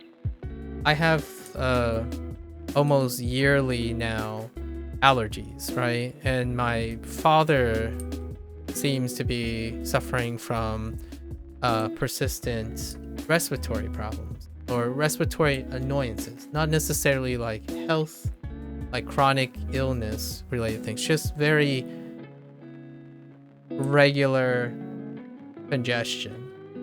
And for the longest time, it has been very hit and miss when it comes to the use of very popularly advertised decongestants. And sure enough, for me, I would say I have a personal relationship with decongestants. I know, personifying a active ingredient, but I have a personal relationship with various decongestants, and I can earnestly say my hit and mix dependency on decongestants have been, I almost even want to say, vilified by the idea that, sure enough, it might just be a placebo. There are other active ingredients, obviously, like that has yet to be tested. You feel this a lot too? Yeah, so like I don't know what the main medication is in like for decongestant, main active ingredients being used on British store pharmacy shelves. But yeah, things like Sudafed, Robitussin, there's just so many of them. I think even NyQuil and Tylenol has some combination that adds a large a significant dose of phenylephrine.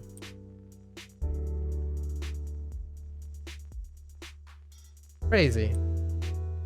Sorry, that's just some kids sometimes, you know, when you talk to younger people, it's like, yeah, you know, I'm young, I'm robust, that's something to worry about later. It's like, yeah, that's also something parents worry about.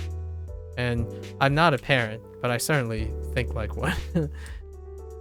Because if you spend, in my opinion, I would argue, if you spend a whole lifetime thinking about educating kids and trying to find ways to inspire them and seek a great life, you know, as great a life as they can, you kind of start sounding like a parent most of the time. In fact, I'm getting to that point where some people are surprised to find out that I'm not only, I don't have a child, I don't even have like younger siblings I hang around with, nor do I have any form of like, I'm no like uncle to anyone, and I also don't have a partner. Just sound like a teacher, a very concerned teacher. And then some would say, nah, teachers, they're cynical about teachers too, you know, because nowadays it's tough. The type of conditions and things, at least in the United States, that formal education, people are pressured in a way that it can produce this cliche of teachers not caring and all that stuff, but that's just a dehumanizing generalization. That's unempathetic, unfortunately. I use dexofenadine for allergies. And over here, the other one in decongestant is either phenylephrine or, oh yeah, and pseudoephedrine. Yeah, I'm not sure. The jury's out on the second one, but the phenylephrine, yeah. And I use for my allergies, I use Lotrin? No. I don't know, the thing in Claritin. And then I use yeah, I also use a fluticasone, the nasal spray thing, the steroid, in case like one of my nose like completely block up. It occasionally happens. Becconase, I have no idea what that is, but it sounds like an steroid base. Interesting. All these different names.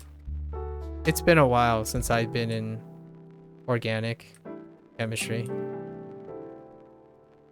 And a lot of these are actually, they're not necessarily IUPAC kind of things. They're just whatever you, they're kind of like a different, it's pharmaceutical naming. And I can say I am not very good at pronouncing those things.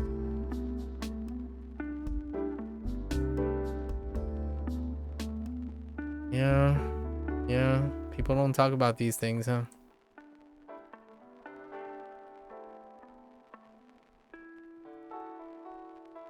I have a friend that works at the FDA and I kind of want to talk to him about it.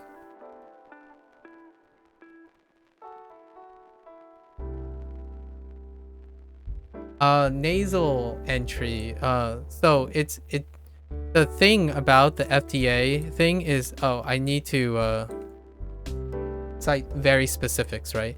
they're specifically talking about the oral consumption, because it's the concern. It's not necessarily the active ingredient is ineffective. The efficacious of the ingredient is its bioavailability, which has always come into question because of oral congestion. You know, what is the bioavailability when it enters your stomach? And it's really specifically about how phenylephrine is commonly used. It's ingested, and that bioavailability is diminished so greatly that it's not clear if it has an effect.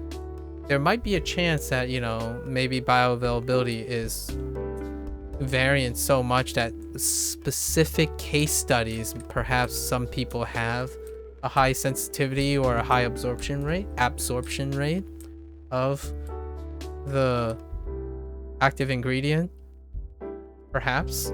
However, right now though, when you use nasal spray, like using your olfactory, like going through your nose, the mucosal surface is more susceptible to the bioavailability, apparently. Like it's greater bioavailability. So that's still, at least from my impression, effective. Good enough, anyways. I don't know about phenylephrine being used in a nasal spray though. So I'm not personally experienced with a product that has phenylephrine in a nasal spray. It's usually some sort of corticosteroid or something like that, like a steroid derivative, to help improve, to help modulate vascularization around your nose to alleviate some of the symptoms.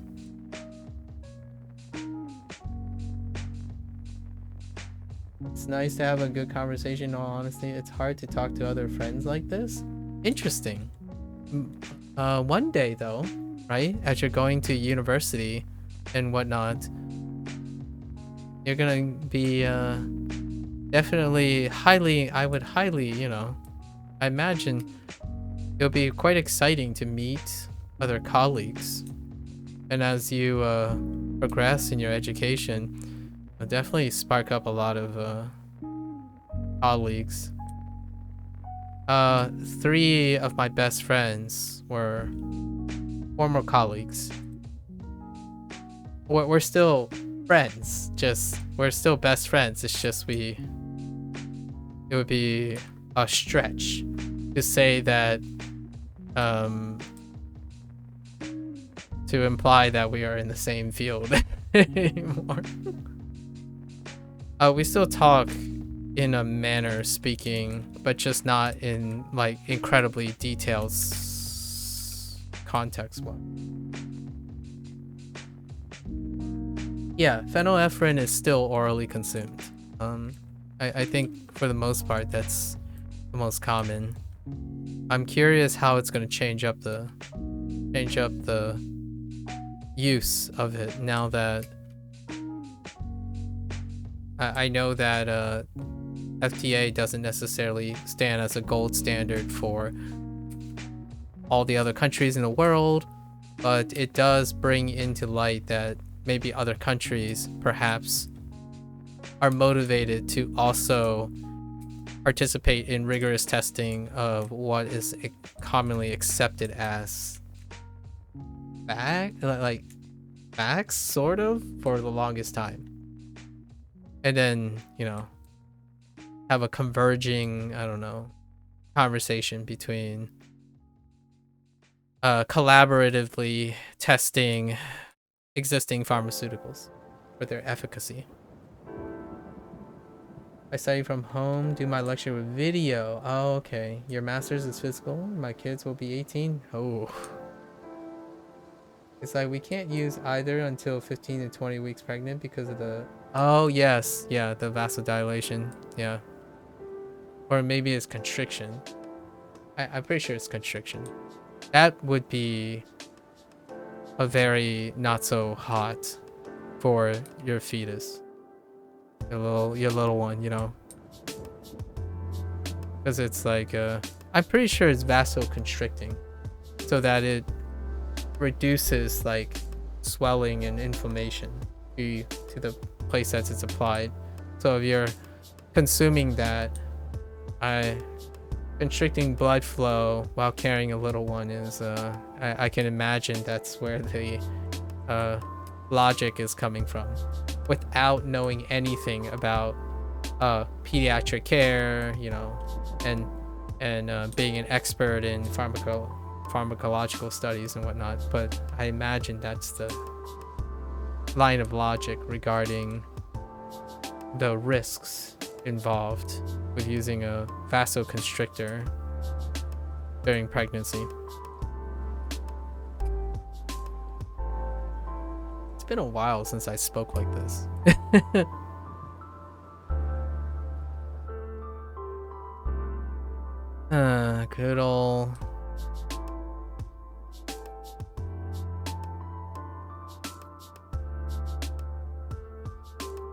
Good old concise vocabulary.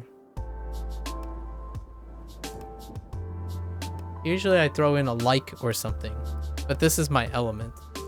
When I'm out of my element is when I'm starting talking about get good and pep face and lulls and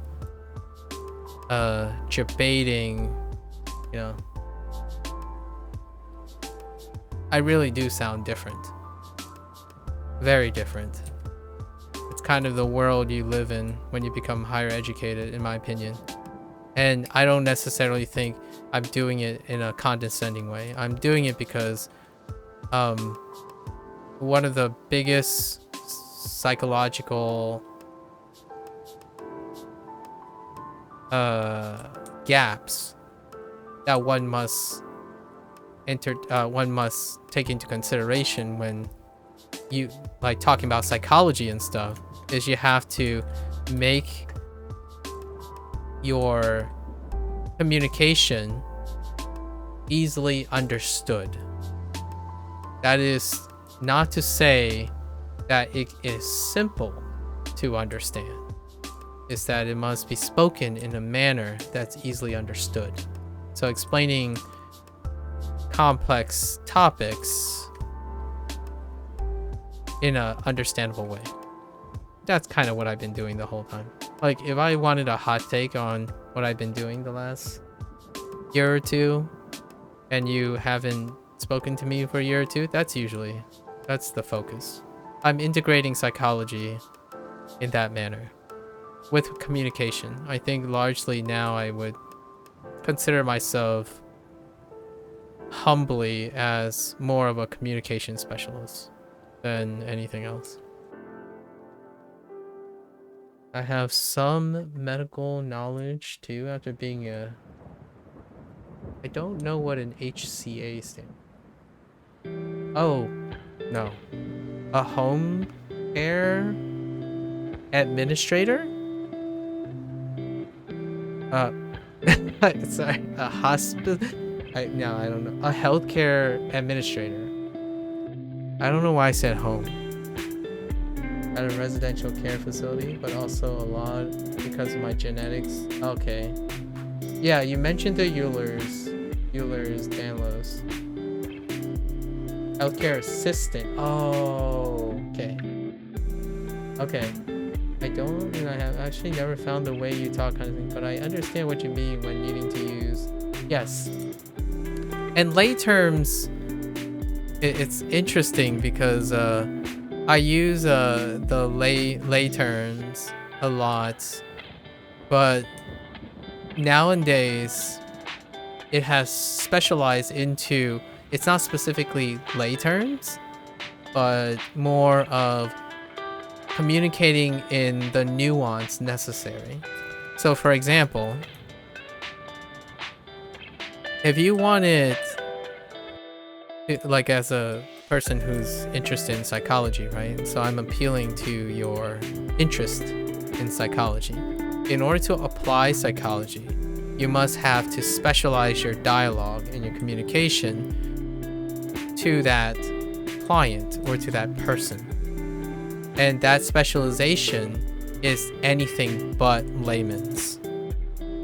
Because what you're like, if you needed to adapt a specific, like, you need to practice something you're not great at, and that is anything but layman. However, some other people might think like, oh, you're talking, why are you talking like me? And it's like, well, I would love you to understand me.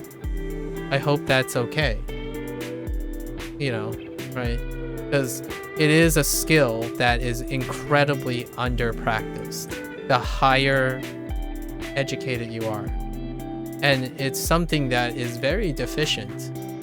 And also very, to be very fair, it's also incredibly time-consuming. So if you're trying to become at the pioneer of your edge of your field, some skills fall by the wayside, and you often have to make your decisions on where you want to invest your time.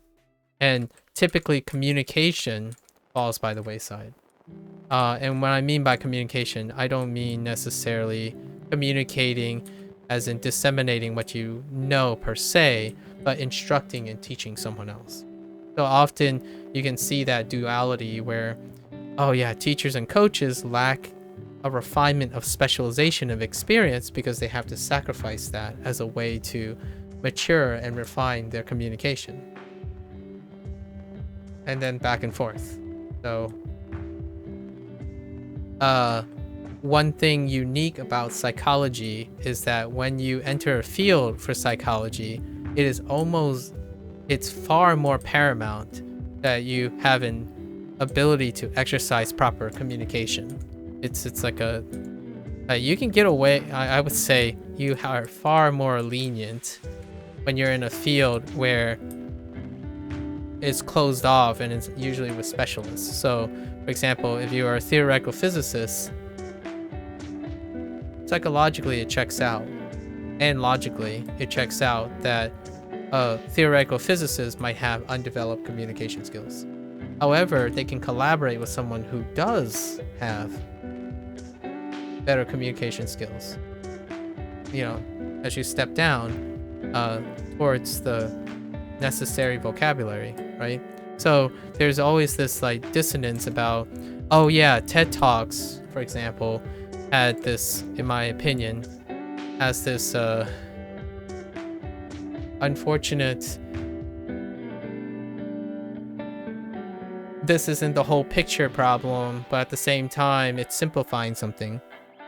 So that's kind of an example of where I'm not suggesting that communication skills is a simplification of something. It is improving the understanding of something.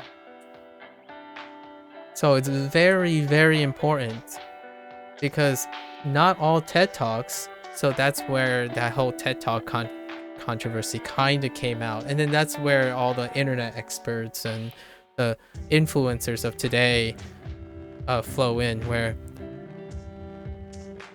a lot of times information is being simplified. It's not being improved in understanding. It's being simplified. Simplification leads to dangerous misinterpretations, or dangerous in the same, potentially dangerous or counterproductive to the person that's of that person's interest. It's an incomplete picture. So when you are someone who is new and have become a public figure with no prior experience, the algorithm and the attractiveness of things is to emphasize simplification of information, not improving its understandability, like its comprehensiveness. So when I'm describing something, I'm not making the attempt to cut corners. I'm not giving you a hot take. I'm trying to make the incredibly long deep cut into something understandable. And it's no shorter, no longer. It feels easier to understand though. So you're sitting here listening to me talk 4 hours. The goal of becoming a communication specialist is to keep you here 4 hours, dynamically being engaged, but not feeling like you're lost. As opposed to, let's say, a graduate or like a graduate professor, right? Who has spent many of their years being the GOAT of their research. And then when they're giving a seminar to first year graduate students and half of them are just like outside the door, like their mind is outside the door and like their body is still in their chairs, that's kind of the sacrifice they make in a more like logic way, where the time was disproportionately placed in different areas, right? It's difficult to spend all your time around little goobers and try to interact with graduate students about what they're doing in their lives in order to form this empathy again, and at the same time become the top of your field and pave ways to sounding like no one gets you, that kind of thing. It's poetic, but you know, it's the human condition, and I like talking about that stuff a lot. My language for my computer science versus my psychology, linguistics, and communication are vastly different to one another. Yes, I would say for me, since I've largely become formal about this now, I would say I have 7 different types of dictions. I would say classically 7. 1 for science, of course. 1 for business, like business transactions. And I have to remember that although I'm illiterate in a different language, I do speak 3 different languages right now. And those require different culturalisms and decorum. And then because of that, I also resonate with different cultures, but still use English. And those must obey specific cultures. Like Korean, Vietnamese, and Japanese have different decorum. So when you're expressing something, like how ecstatic you are, or your outbursts or interjections and stuff, they require very specific nuances. Like the way I'm talking now is nowhere in the neighborhood of how I speak with my parents, in any way. Not even in the sense of transitioning between formal. We're not talking about the transition between formal and personal communication, where like, oh yeah, I'm talking professionally, I want to be politically correct kind of thing, and then suddenly shift to a casual thing. No, it's just the dynamics are different. Even the vocal volume, the projection, the hand motions, the pausing, the exclamatory, most of that, all the cadence and stuff changes over time. And my fascination with psychology is necessary for communication. And these things interact in a manner that keeps my manic mind constantly engaged. So I'm constantly always thinking about something, knowing how psychology feeds into communication. So that's kind of the nice thing. So at this very moment, while I'm thinking about what my hand motions are or things that I'm doing, it's a constant focal point. Because if I don't have something to focus on, I'm gonna have a tendency to deviate everywhere.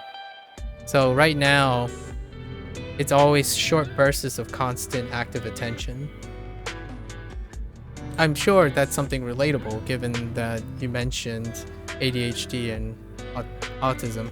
I generally prefer a more positively biased phrasing. I would say I usually use the phrase high functioning generally. And so I typically would say it's pretty safe to presume I am a high functioning person, and I formed a lot of coping strategies and things from psychology, from like personal self-study in psychology. And I try my best to communicate that in some way. 25.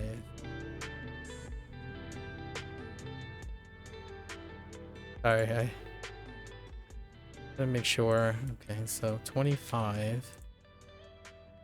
Okay, I haven't been keeping on task. Yeah, and then I do 2 of these.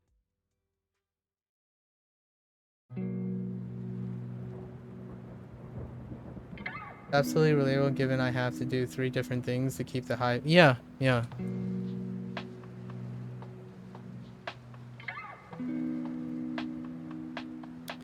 I'm planning out. You know, when I go running, I try to block it with physical activity as well. I know that that is not necessarily an avenue that you may explore too often, because you did mention a lot of your physical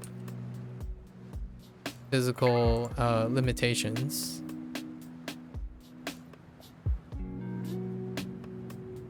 When we previously spoke.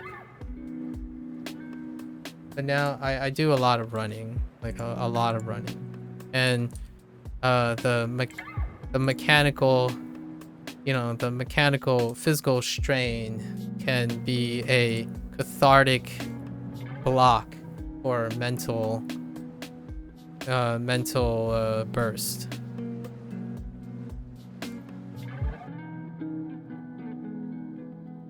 I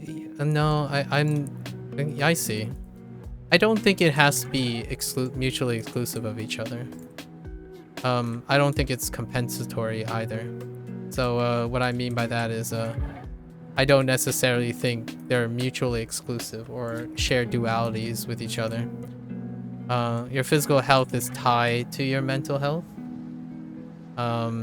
So for the example I'm suggesting, it doesn't necessarily have to be running, but your quality of life and your performance mentally can most definitely be synergistic with just focusing one side or the other side. However, it is quite difficult to remove oneself when they become incredibly reliant on certain strategies. One would be mental strategies, right? Physical strategies offer an incredible way, an untapped manner to not only improving your mental performance, but also perhaps offer as a synergistic coping mechanism.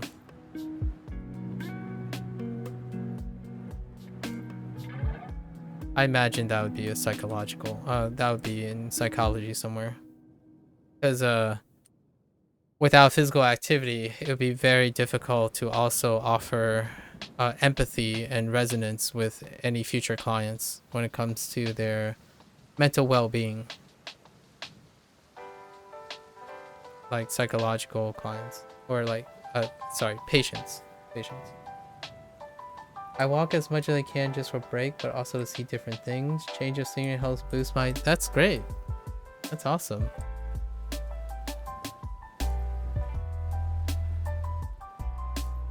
Change of scenery. What do you look for? Actually, I'm kind of curious. When you go on a walk, what do you look for? What goes through your mind?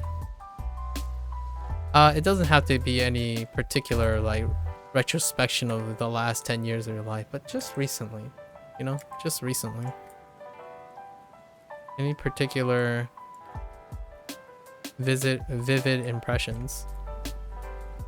When I walked, I will share a little bit of tether, a thread for communication, future discussion. Today I ran. I run every day, by the way. I get up and I run 3 miles, or actually we can use English units actually. 3 miles, 3 miles every day. It, you know, or approximately 5 kilometers. Let's give or take a few kilometers here. And today is one of the more infrequent encounters where I saw someone returning home. I run by the same route every single day, right? And that person happened to be exiting their car, and it lines up, and then we said hi. That was my event for the day during the run. There are a few more punctated, but it has been, I don't remember what's today. I think it's day 398. I've been running every single day with one minor exception during a convention, a 3-day convention, but 398 days of running. And these events are very vivid. Like, I know what that person's wearing, how tall that person is. Like, it's just a hello. And what I mean is I also am not wearing my glasses when I'm running, so when I mean I know what that person's wearing and what her complexion is, I mean like the general shape or the color, because I can't actually see things very far away. I run effectively visually impaired. I used to wear contacts, but if I have to run every day, I'm not gonna put in contacts every day. That's I'll take the risk of running visually impaired. I still take it in though. I think the world, okay, so here's a extra metagame. I actually think the world looks, and you might be, I know you're gonna say duh here, like logically speaking, for all the logic people, you're gonna say, it's logic's gonna say duh, but the world looks very different when you take off your glasses. And it creates a different type of sensory input. I you know how that pop culture media about like if you go blind your other senses compensate, or you know, but not necessarily. I wouldn't use the word compensate. I would say the division of attention and refinement goes somewhere else. As in, if you stop using your sight, your resources are liberated to invest somewhere else. It's not necessarily a compensation per se, as in it's substituting. It's just a deviation of attention, right? So when I'm running blind, I get so much more focused on my breath. It's weird, and I'm using blind very loosely. Visually impaired is the word I would use, because I'm not clinically blind, or like my glasses are okay. I can still function fairly well without my glasses.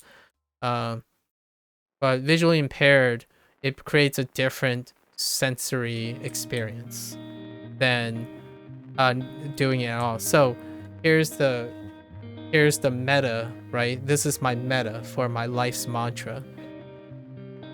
When the things you get used to doing can feel right. It doesn't have to, just because it feels right, it doesn't have to box you in. So there was a long time where I remember like, man, I don't want to run, like I don't want to do activity, and it was all bound also by my physical limitations and my like impaired eyesight, like I have to wear glasses. I ran my first mud run, and it goes all the way back to like over 10 years ago. It's getting close to 10 years. When I ran my first mud run, it was 12 miles, mud was everywhere. We had to do obstacle courses. We could like fall off, miss jumps and stuff. I did it visually impaired, like because I didn't want to wear contacts and mud getting in the eye and all that stuff, but it was a different experience. The following runs, I wore contacts. It was a different experience. Like you could see the smiles on people's faces. That's one of the like most vivid details that I can remember. Like you're running and you can see everyone cheering, and they're not just blobs. But at the same time, when I was visually impaired, I could imagine them smiling and what they look like. It's just a different experience. And the experience is something you can resonate with for the future. So what I mean by that is just because you don't like something, there's no need, you don't necessarily need to find that motivation for yourself. You can find the motivation to knowing that you're going to get a new experience that you can use for later. So, occasionally I do things without my glasses. It's been so long because I've had glasses since I was 13. And it's been 23 years now, almost 24 years. Wearing glasses and taking them off and running, it's a different experience. It's an experience I haven't had in a long time. So and it's an experience that you can't possibly imitate. Well, you can try. Like the internet, I didn't get this novel idea for myself. It was inspired. I saw that on YouTube. It was like this fun viral challenge for artists. What they do is they either impair their vision or deliberately or like put in a filter or something, and then they were attempting to draw it with that obstructed vision. And my thought was, man, I could do this any day. I just take off my glasses and do it. Like you can't do that. Like so the reason why is that there's this beautiful, I know I'm going a little bit, I'll read your comment in a sec. There's this beautiful guy, like, and when I mean beautiful, I mean the things he does. So it's this blind guy, and his YouTube shorts, he opens packages that people send him for appreciation. He just wants to, his whole channel is built around what it's like, or what the little things and the life of being blind or being incredibly visually impaired. I'm not entirely sure if he's completely blind, but blindness is on a spectrum. So you have to know that a great majority of blind people have varying degrees of blindness. But so I don't know about the guy's history, but it's so interesting to see him open a package and he's like, this smells like candy. I don't know what this is. And he's just opening and he's just doing this. And it's a different experience. Oh, you got an ad. Oh, I know the difference with having prisms in my lenses. I can't see anything without them. However, I can't remember what it's called, but I have enhanced smell, like to minute obscures. That's great. That's a good example. Yeah. And the whole smell, like when you're trading off smell and your vision and stuff, I don't necessarily think you didn't have that ability. That's why I don't think it's compensation. I don't like the word compensating. It's how your attention is diverted, right? So if I decide one day, yeah, I'm just gonna blindfold myself for like 3 months, your experience is gonna be dramatically diverted because you have to rely on understanding the nuances. But it does help. Yeah. So what I mean is you can no longer compare yourself to when you didn't have those glasses. You know what I mean? Like, so you may possibly be, if you had great eyesight, if you induce the same conditions onto you, you may actually end up developing that same ability, like that same nuance. So that's kind of what I mean by my very like sappy way of saying human potential is untapped most of the time. It is your choice to tap it or not. That's a weird word, tapping. Access it. So what is my hot take on running? Well, when I am not visually impaired, I am most definitely distracted by everything I see a lot of times. when I am visually impaired, I'm really focused on the way I breathe. Like, almost mandatorily, because the visual impairment creates an offset that makes it weird, right? But eventually that can end up being normalized. I might be used to seeing objects like that, and then maybe my breathing benefits from it, but it's through training, right? It's through training. How is that useful, right? How's that useful in the way video games are? Let's just use video, like this is gonna be a segue into video games, right? How is that useful? It tells you, it allows you to literally be able to force compartmentalization for yourself. So it can affect things like, how do you focus on something? The reason why I'm choosing focus is because I am a high functioning person, and incredibly, it's very difficult to find very accessible ways of staying focused. And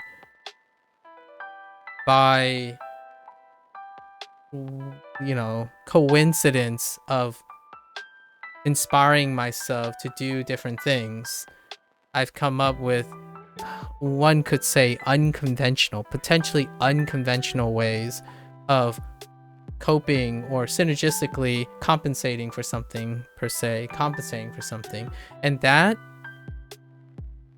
is what makes an effective psychologist, in my opinion, or an effective communication specialist, or teacher, or instructor. If you're going to a therapist, or if you're going to someone who is going to try to help you, and the first thing they tell you is, there's nothing wrong with you. You know, I've had many patients just like you, and you're just like all of them. There's nothing wrong with you.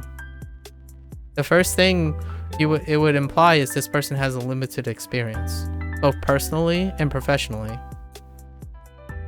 Right? Because the first thing they rely on is gaslighting you. That's my deep cut, or always be willing to have a scholarly take. And personally, that's what a PhD stands for, in my opinion. So if there's a hot take about what it means to have a PhD, is that you're not inside a box.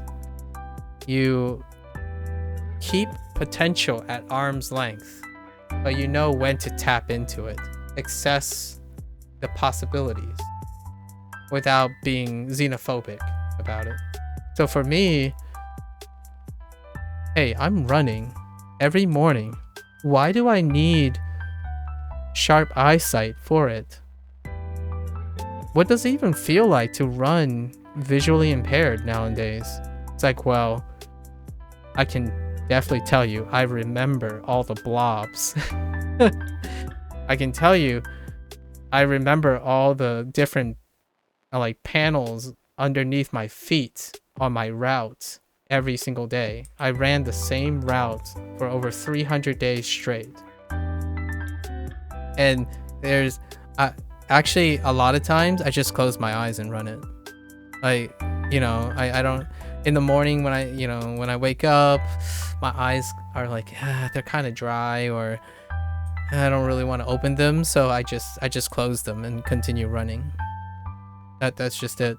Like, yeah, you know, I'll just picture myself somewhere else, I guess.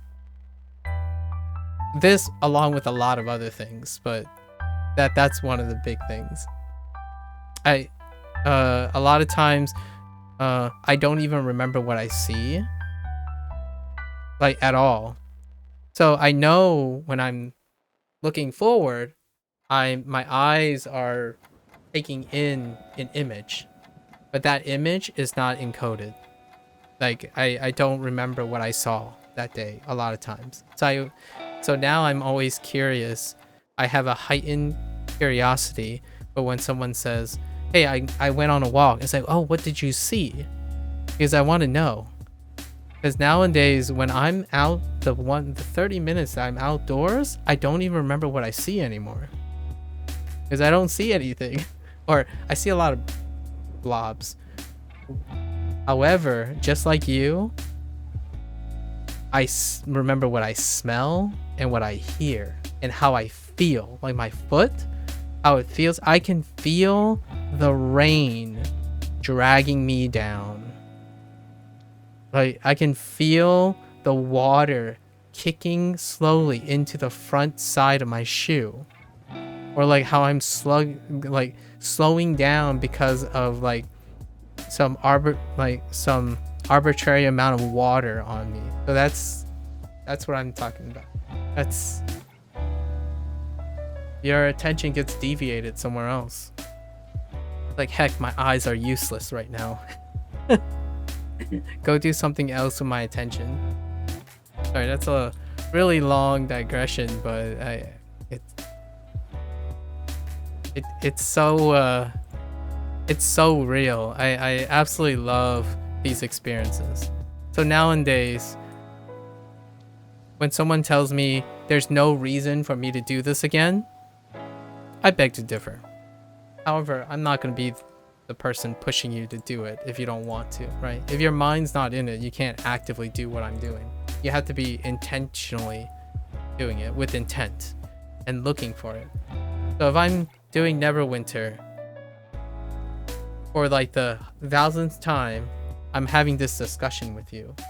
That's irreplaceable. And this 1000th experience is still different from my 999th experience. Because I intended it to, and also it's actually literally true, but I don't want to convince people that. You can't have the same experience twice. It's just, that's illogical. Under normal circumstances. Amnesia would be a type of situation that I wish no one desires just to experience an experience for the first time again. I'm just saying.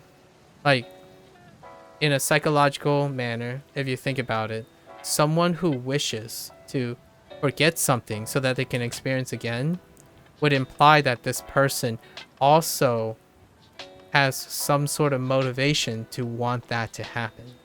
Imagine what type of state of mind you have to be to overvalue losing time and experience in order to experience something again. It would be in a mindset that generally be someone who has very little to look forward to, or less things to look forward to. The most optimistic way I can interpret it is this must be the best experience they ever have.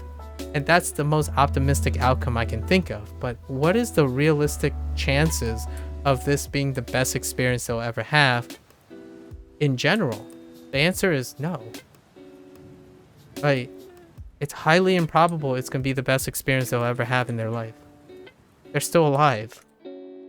All experiences following is a culmination of that experience and any further experiences. The chances of having the best experience of your life and then having more experiences being worse than just having that one experience is astronomically highly improbable. Yes, exactly. Even if they forget and did it again, it still wouldn't. It'd be under different circumstances. Again. So, to me, the person can be very healthy if they're ignorant to that state of mind, right? So one chance is, the less likely chance is, this person has a self-gaslighting property where they are feigning ignorance and not seeing that, and they can be happy for a time being. To me, what my biggest concern is when someone says something like that is, tell me, stranger, do you look forward to anything? Like, this can't possibly be the thing you want to literally forget something in order to experience it. There's so much more. Like, I really hope you don't mean, like, I hope you mean this like in a complimentary, maybe a passing jokingly way or something. But generally speaking, you don't say that really, like, not many people say that very often. Not many healthy excited, sustainable people would say that they want to forget an experience, to tread in place. That's unfortunate. And I don't necessarily think the person, you know, self-aware, you have to assume that they are self-aware that they're in that. And who knows? You could be the stranger that be like, hey, you know what? You're right.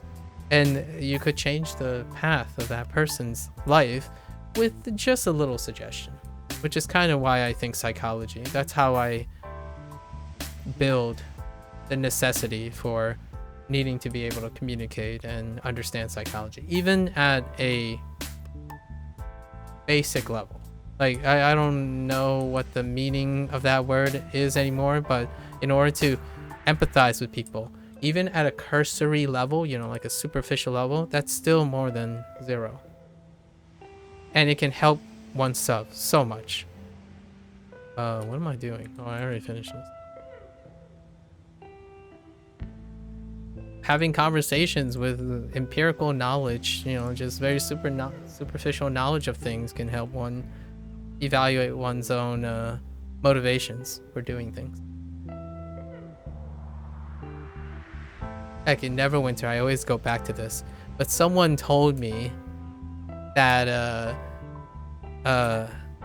just a total stranger who just suddenly wanted to project their values onto me told me that I don't understand, or I haven't truly had the full experience of playing Neverwinter. Like, just out of nowhere, right? It's like, well, you know, with all due respect, you don't strike me as a person who cares enough to have the full experience of Neverwinter. And, you know, respectfully, I would say, you're right. But and you're wrong at the same time. Or I agree, and I also disagree. So I agree with you based on your value system, the value system you're projecting. So you're suggesting that if I don't do a specific thing in the game, that would constitute as a non-comprehensive experience because your value system prioritizes whatever's in the game, right? Fair. I agree. I disagree that my experience is less comprehensive than your experience from my perspective. If I didn't do this and I spent time doing something else while playing Neverwinter, that's part of the Neverwinter experience. How big is your universe compared to my universe? My universe includes an empathy for your perspective. You do not reciprocate that empathy with my perspective. So now just imagine that you're a continent in my ocean. And then we'll talk about a state of mind of comprehensive experience. You know, my ocean don't necessarily go all up in your island most of the time, but it's within my domain. So yes, it's not comprehensive. I don't have comprehensive knowledge of your continent. But at least I know it exists in my ocean. Your continent is ignorant of the ocean around it. That's kind of my like metaphor. That wasn't my original spiel, but I started thinking about it more and more, and I developed like I wanted to add some imagery and some poetry, you know, poetic stuff. That's kind of why I stream most of the time and talk to myself. The more you story tell, the more you look at things, you get a little poetic, and I like it. I mean, who said poetry had to be in proses, right? It didn't rhyme. It didn't have like some profound necessary thing, like on the nose kind of thing. But, you know, metaphors are great. People can live on land without ever seeing the ocean. It's very possible. You could spend your entire lifetime landlocked and never see the sea. That's just, that's a great metaphor for someone who projects their worldly views without seeing the world. And I can understand that without necessarily having to imply that the other person is lesser than the other person. So that person was implying to discredit me. And the giveaway is that he says with all due respect, or like the person used a euphemism, as in they already know it can be interpreted as offensive, as opposed to just asking me what my thoughts are about it. So whenever we preface, we're talking about our concerns. So I voice my concerns by using prefaces. For example, I know this can be interpreted in the wrong way. So I want to inform you that it can be interpreted in the wrong way. And I am aware that it can be interpreted in the wrong way. Now I will share my thoughts about that. I own that preference. Like, you know, I own that disclaimer. It serves a function. It's not revealing my hand that I was like, hey, no offense, but you suck. It's like, well, then that kind of implies you intended to be offensive.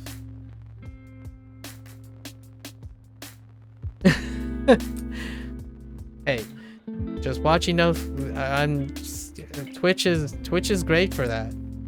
Twitch is really great for that. If you stick around long enough, just go on stream and you'll see what I'm talking about. This has been one that, oh, okay, oh yeah, no worries. Yeah, it's British, you know, we got to talk about UK time, and I think it's daylight savings, like there's a daylight savings time thing now, right? So you're 5 hours ahead, probably. Yeah, thanks for chatting. I love this. Let me, you know, when you come back, I hope your little one is, you know, whenever you got to take care of the little one. Looking forward to hearing your story about the little one. Oh, you get it a week before? Oh, okay. Yeah. So, you know, stay safe. Good luck with your education. Due in June. Oh, well, look forward to some stories. Hopefully, you and your partner have the greatest joy. You know, fingers crossed. All the best health. Yeah. Thanks for chatting. Yeah, good luck.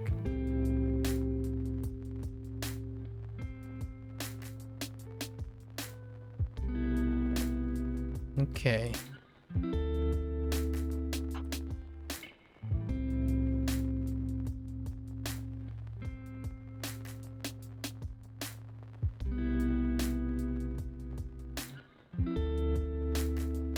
All right, we really need to focus. All right.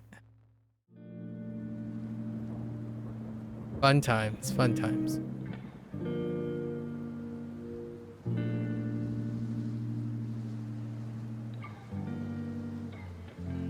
Hey, you know, what else can you do, right? Neverwinter. It's a lifestyle. I didn't connect it back to Neverwinter though. So all that stuff that I said, I can connect it back to video games. Oh yeah, I had a segue for video games with that entire conversation. If you want to get a gamer, I would say if you want to get a gamer who absolutely loves a specific game to challenge themselves and do something, to reframe their life in the way I reframed that whole like running story. Just think of what they do when they do self-imposed challenges. That's the same method. So in a way anyone could connect to the attraction of video game by taking their life experiences and reframing it in that way. So for example, a no-hit challenge, right? No health recovery challenge. That is the same, that is incredibly psychologically on the same plane as me running visually impaired. You start appreciating, you increase your appreciation for specific things that a product offers, like a video game. So in one way, that's another way to appreciate a product that you really like, or appreciate an activity you really like. It's a great demonstration, and it's a great psychological. It would be a trick, a mind trick, if you're unaware of it. It would be a great tool if you're aware of it. And for me, it's a great tool. So, why do I play? I haven't had this question in a while, actually. The jokingly troll that drops by and say, hey, why do you play this dead game? Well, do I have a story for you if you are willing to stay long enough to actually understand it? And one of them is having the conversation I just had, right? So why do you do something? Well, at least I can always explain why I do something. Or at least try to. Sometimes I don't have to explain it, which is still, as long as I'm content, I don't necessarily desire to have to explain it. But that's the challenge. Ask yourself, when you say, oh yeah, you know, I'm doing the same thing, I'm grinding here. It's like, well, I'm worried about you. Because when you say you're grinding something, it's not sustainable. It's rarely ever sustainable. When the first thing you say as a motivation is you're grinding something. It's grinding something means is often meaning you're passively doing something, and when that passively doing something becomes normalized, it's the human condition for it to fade, as in it will become diminish in return. So you gotta find new things about it. You gotta switch it up. You gotta be excited about something. You gotta develop. It doesn't have to literally be given to you. You can create it. It's endless. That's what, in my opinion, that's what I feel most successful people are talking about when they say you have to find self-motivation. The key to self-motivation is to be so creative that even getting up can be different every day. I say that like it's easy, but I don't even do that. I don't know what to. I usually do something new after I get up. But it would be very impressive to hear other people's creative ways to doing that. I mean, I have an idea of one, but I wouldn't recommend it. It's got a lot of red tape. But like, if you want to sleep different every day, record yourself sleeping. Do you even know if you sleep different every day? You don't know that yet. And when you record yourself, it's a different activity now, right? This is my spiel where I go into how I encourage someone indirectly without bogging down the need for them for self-exploration. What you do is you challenge their common activities. So if someone tells you, oh yeah, I really love this game, it's like, well, can you do this with your video games? Like with the game you like? It's like, no. It's like, well, how would you be able to do that? And what that does is it challenges them to do something more with the things they love. And that's a way you can develop rapport with someone. And then show that it helps me because it actively engages me. Right? Someone always, you know, I get this comment a lot. It's like, how do you keep talking? Like, how do you keep a conversation and discussion going? Well, for me, it's very hard. I'm not gonna beat around the bush. It's very difficult. It might, but I wanted to make it look easy. So if I do give off an impression for whoever is listening or watching that I can very easily continue to meander in conversation, I would take that as the biggest compliment ever. When someone tells me I talk too much, that's the biggest compliment, because I don't talk a lot. My past, it was not great. It was very not great, to the point where most people misread me and misunderstand me all the time.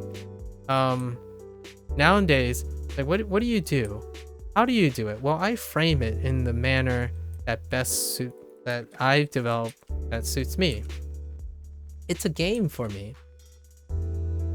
What are the things that I need to do to make it appear that I'm always interested?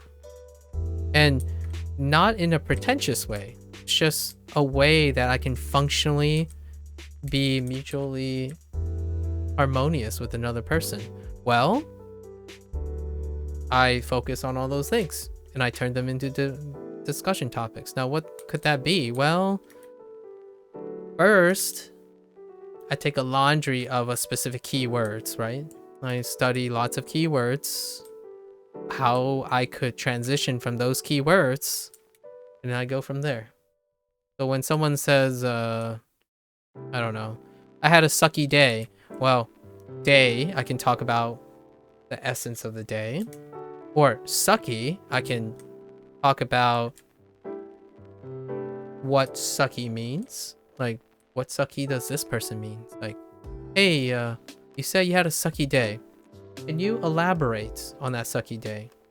If you're not comfortable here, I'll share with you what I think a sucky day is. And can you tell me how yours differ? Or is it similar, right? But I don't want to share too much to take away from, you know, your experience of what the sucky day is. That kind of thing. You can turn anything into a conversation. And if you don't have anything, honestly, the person who approached you probably had the purpose of saying something already. So allowing them and making them open to saying it alleviates all the insecurities in general already. Like, you know, if a person approaches you, when you approach a person, you don't necessarily have to be obligated to say something about yourself specifically. And just focus on the first thing you see. It's tangible, it's observable. And you simply, not simply as in it's a single task, but it's easily understandable when you ask the person, I don't know, what are you thinking right now? Right? Give you fuel for your conversation. I mean, when you play a video game, there's enough information for you to extract a course of action. So when you're going into a conversation or doing a life skill or what have you, establish information first. Ask yourself, what do you need to start a conversation? And then how you gain access to that. Then you can build your own identifiable speech pattern. It might not be the most ideal speech pattern, but here's the thing about the creative process. When you develop your own idiosyncrasies and decorum, like when you really almost gamify your self-exploration, it becomes a primer to observing and interpreting everything else that is related to that. So for example, if you challenge yourself to create your own pattern of how you talk and stuff, all that experience become transferable to analyzing another person's tales and conversation stuff. The creative process is easily the most challenging.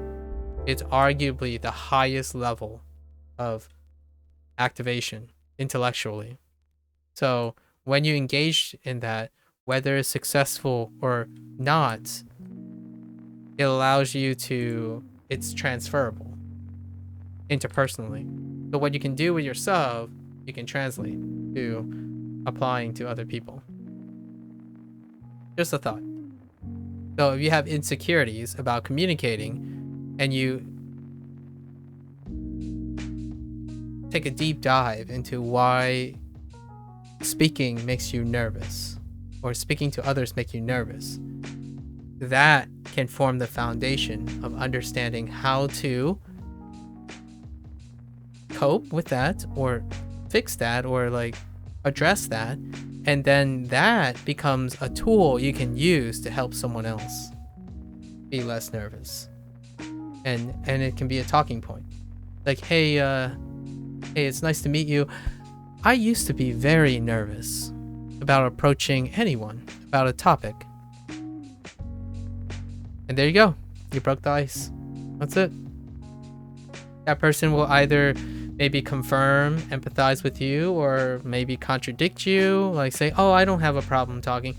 But it's the start of a conversation. That's... And I'm not making it trying to sound like it's simple. However, it can be easy. It can be easy to do. Not very simple. It's pretty complex, actually. I mean, the whole insecurity thing is attached to its perceived complexity, which I am not going to deny that communication, interpersonal communication, is incredibly complex and nuanced. But it can be easy. Incredibly complex, but easy.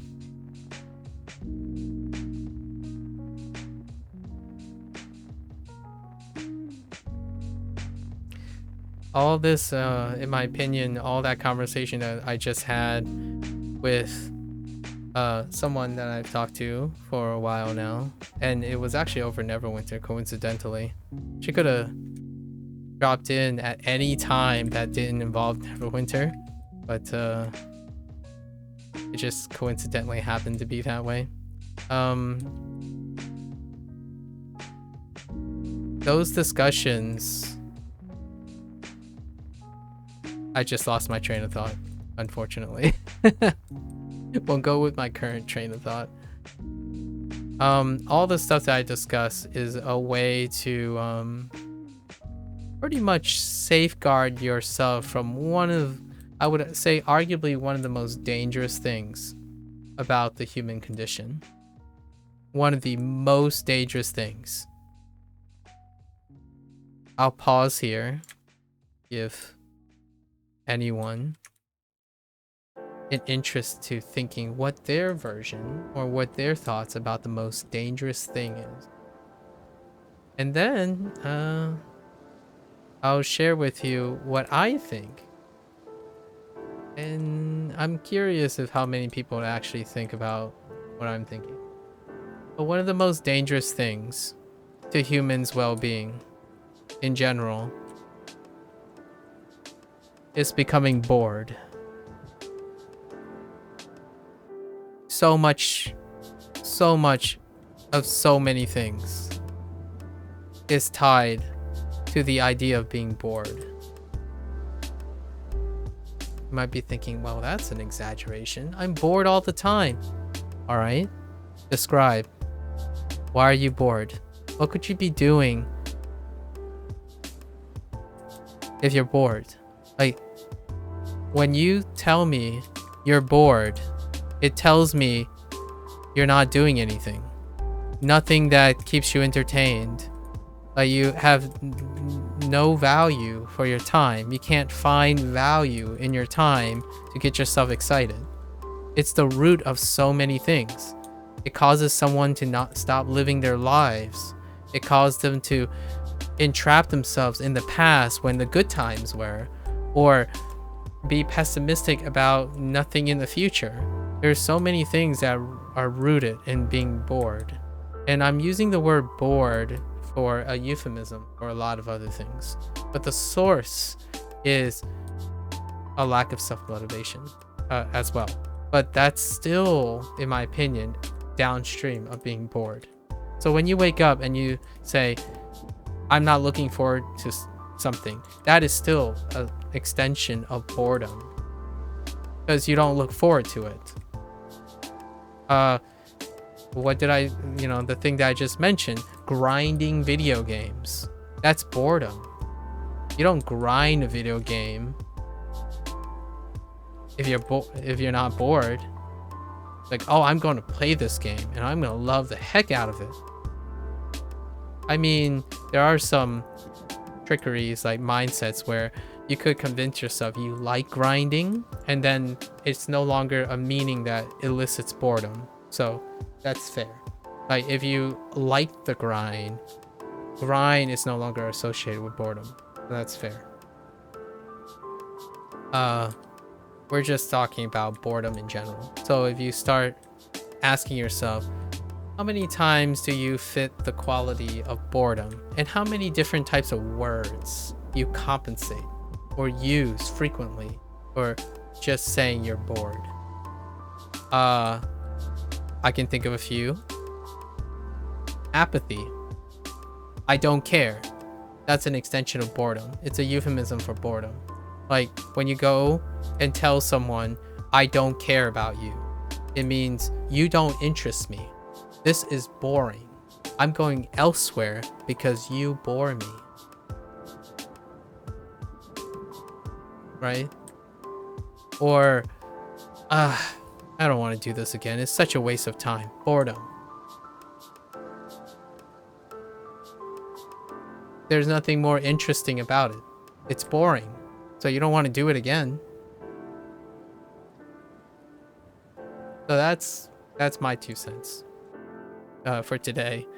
All that ties to the whole idea of why is it important to experience something different? Why do you want to find as many ways as possible to try to experience things differently? Because, there are things you love that you have to do again and again and again, and you don't want to fall out of love with them. And it might sound like I'm talking about a person, but it can be more than a person. It could be anything. It could be self-love.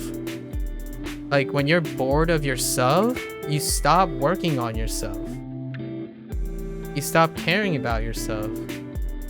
You don't want to self-improve. You don't want to get better. You don't want to live happier. You become bored with yourself. For example, you want to become a great drummer, and then you realize on YouTube there's this incredible drummer, and you realize that you're just gonna not be better than that. That's still boredom. You got bored with drumming that you don't want to pursue it anymore because you've already seen all of it. It's like, this is the epitome of drumming. I can't see myself being a different type of drummer or having a different life than this drummer. I already know everything. It's boring. And one of the surefire ways to help with boredom is inducing fear, ironically. So what I mean by that is, it's not fear in a negative way. You remove control. One of the biggest if you see someone who is so bored with life, you have to slap him hard, and not figuratively. You throw them into a situation that they can't possibly know what's going to happen, in a safe and conducive way. Obviously, they will be fearful, they'll be scared, they'll be apprehensive. But what you can do as a support system is that you get them to trust you and be there for them in a manner that allows them to have an experience they can't possibly know what's going to happen.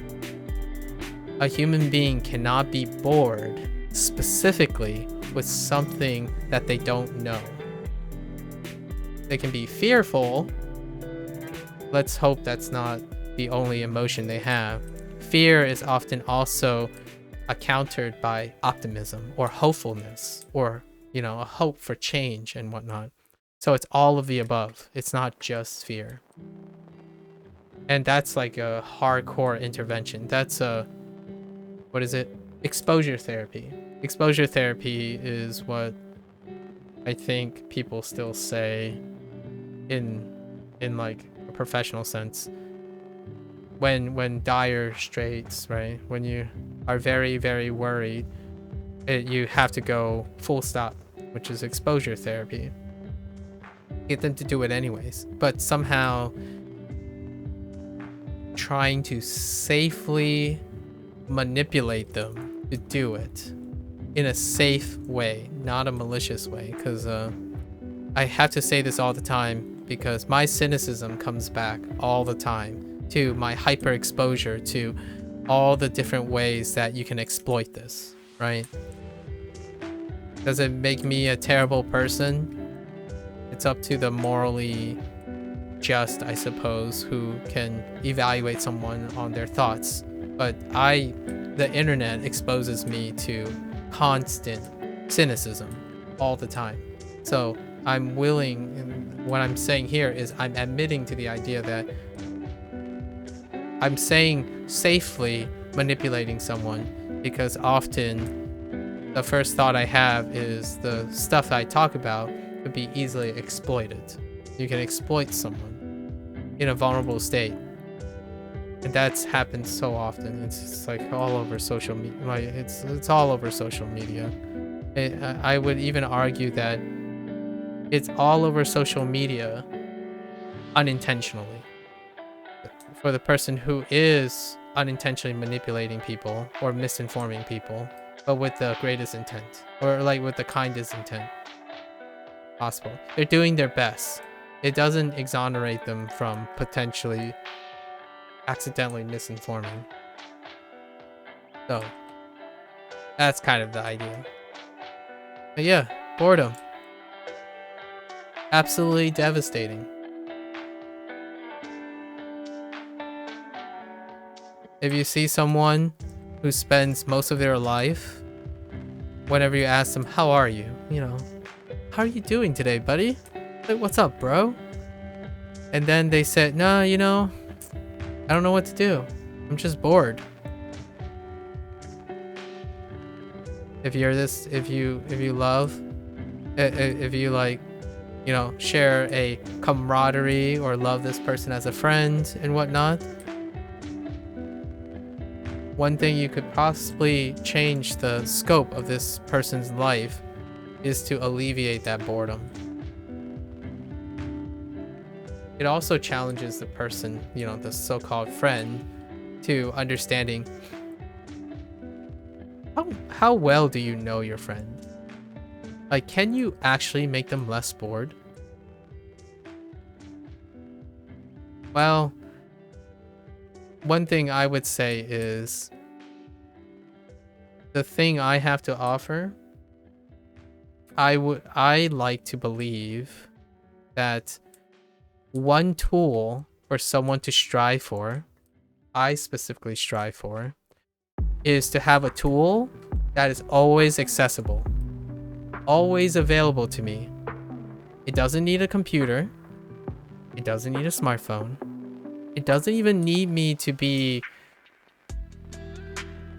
it doesn't need anything. It doesn't need money, fuel. And that's communication. And experiences. So... yes, I get it. It's awesome that you can make a, you know, you can play an instrument or you can sing, you can dance. Those are really great tools too to keep someone from boredom.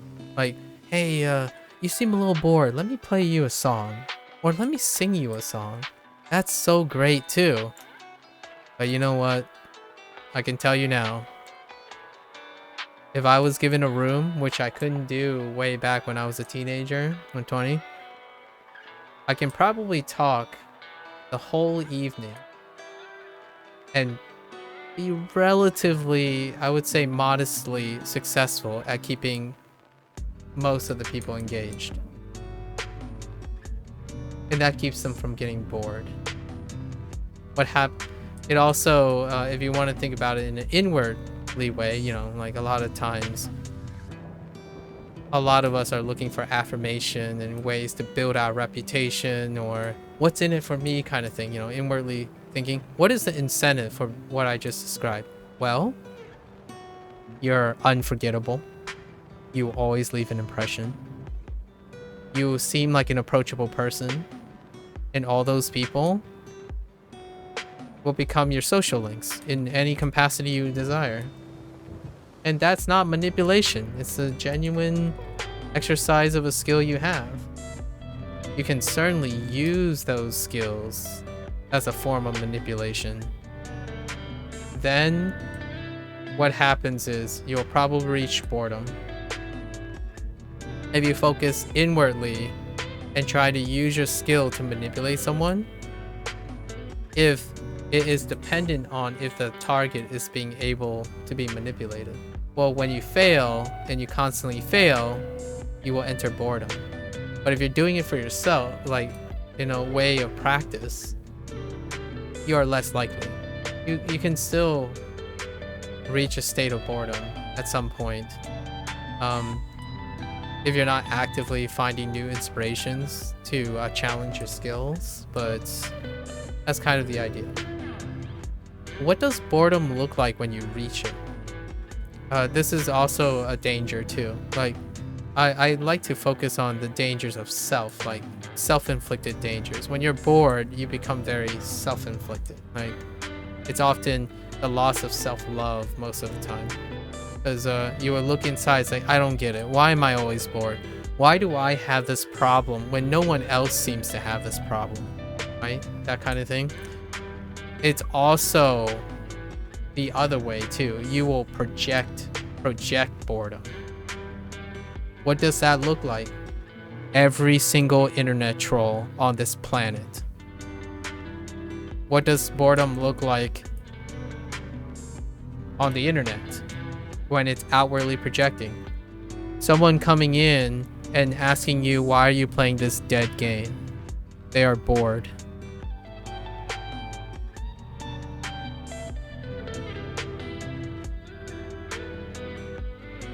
Just that example. You'll probably find many other examples.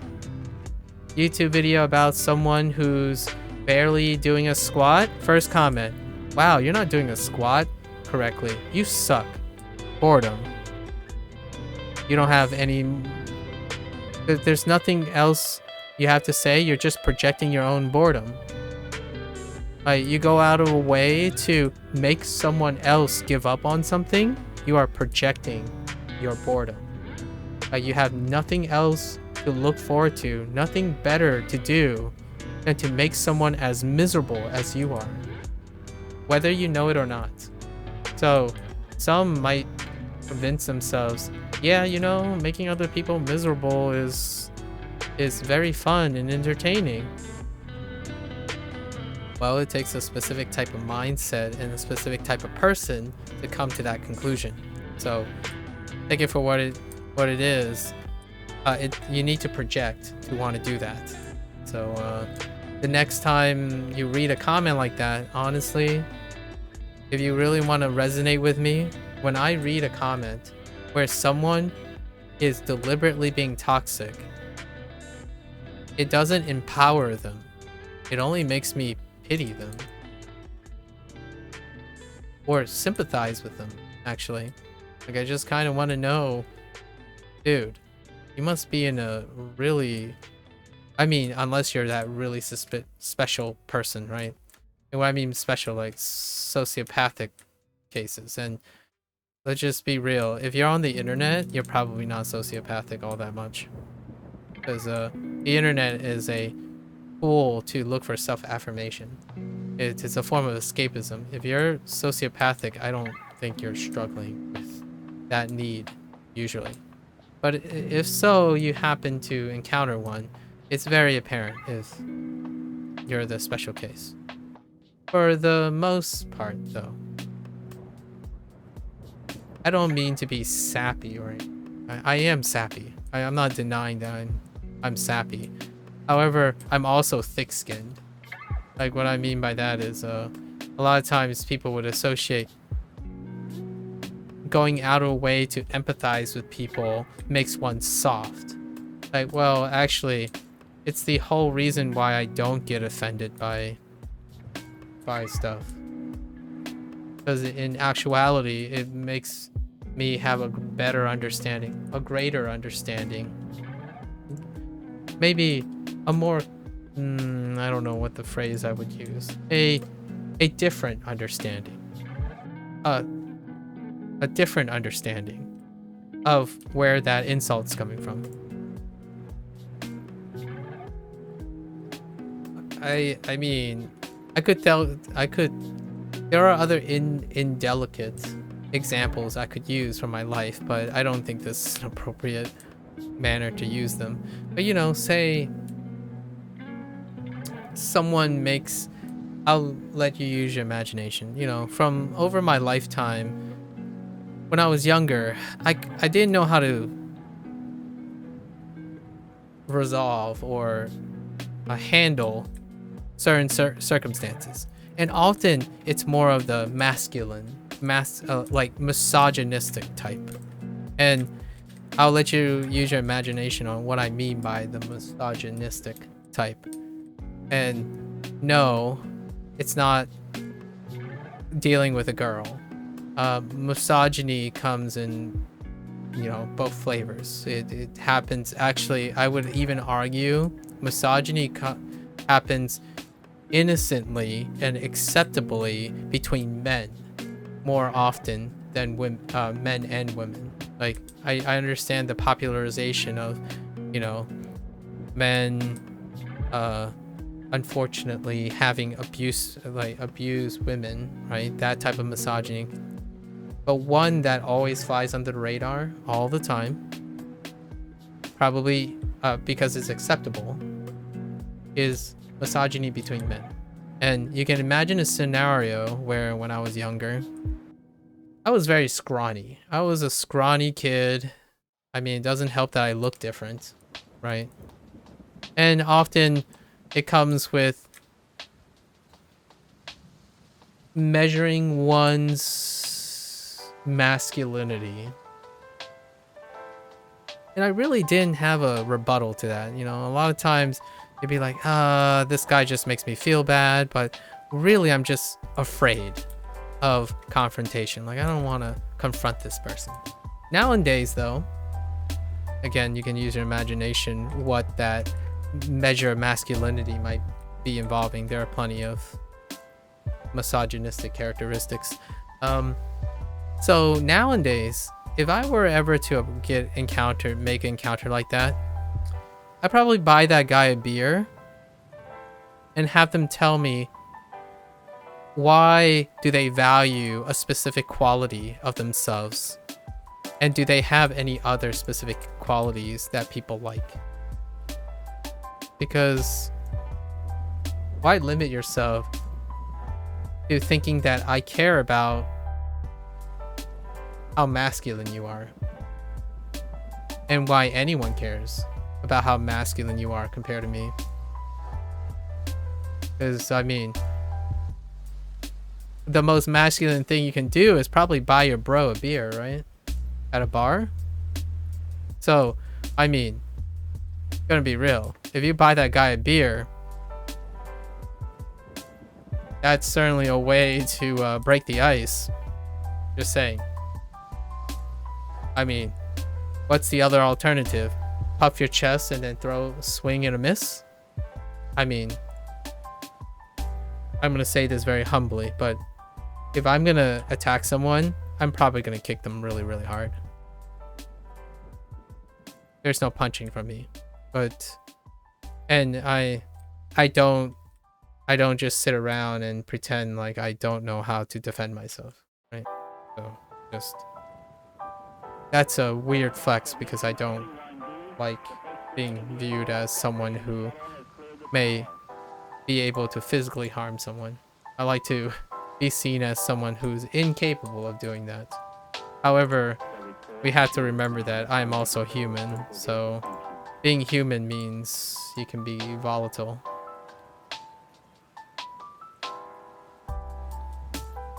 I don't ever recommend underestimating.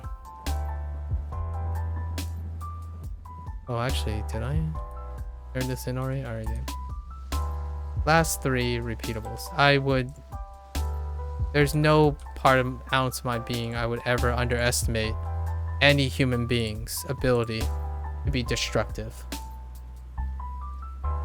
I think it takes a very, very small, ignorant, prideful person to think that the person you think you're superior to can't destroy your life.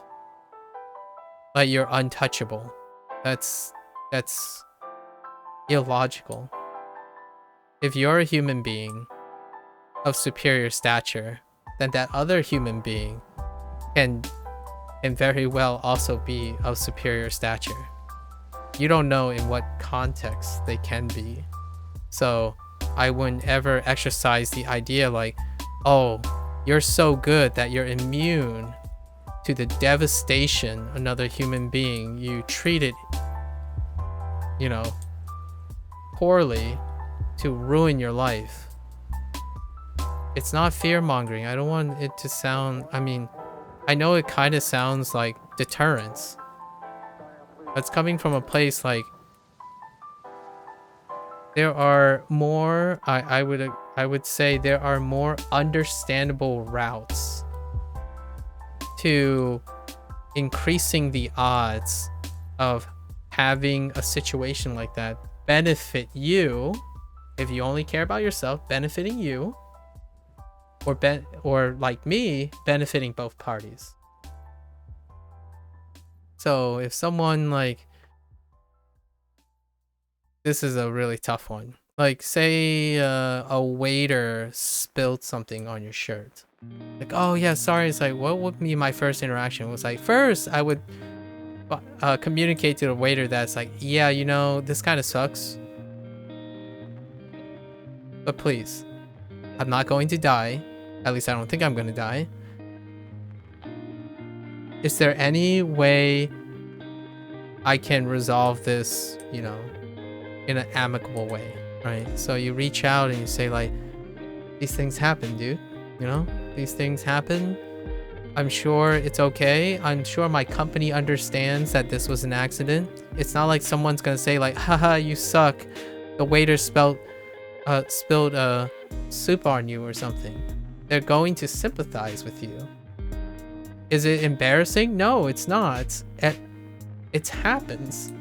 So what I mean is a lot of times when someone gets like something happens to them, like a waiter clumsily spills something on you, immediately they're trying to save face.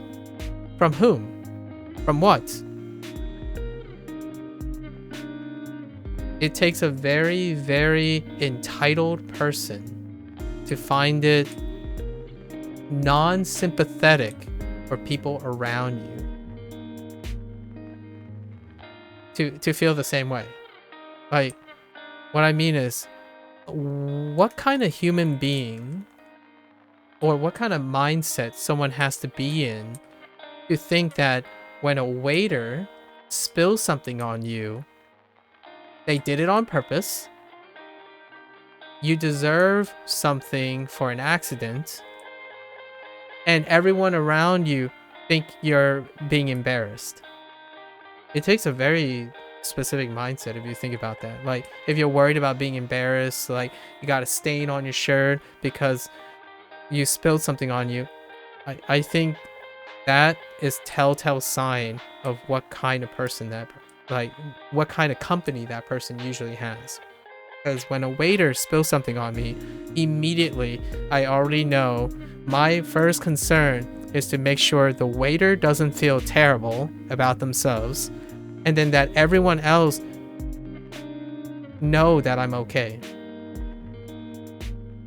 Because I'm not a pity party. I like to alleviate the burden of other people feeling sorry for me because I had an accident. I'll just shake it off. It's you know. And that, my friends, is being sappy with a thick skin. it hasn't ever, like, for me, it's so, it's almost disappointing, like egregiously disappointing most of the time when someone says that, oh yeah, you're always like so concerned with other people's feelings. Why are you empathizing all the time? Like, that makes you soft because you're always gonna let someone go and whatnot. It's like, well, all the circumstances you're thinking pigeonholes a empathetic person to being soft. Like, for example, oh, you're not gonna punish this person for screwing up? It's like, yeah, that angle. But hey, if I don't punish this person from screwing up, I could also be the instrument to helping this person change his life or their life. How is that soft-hearted?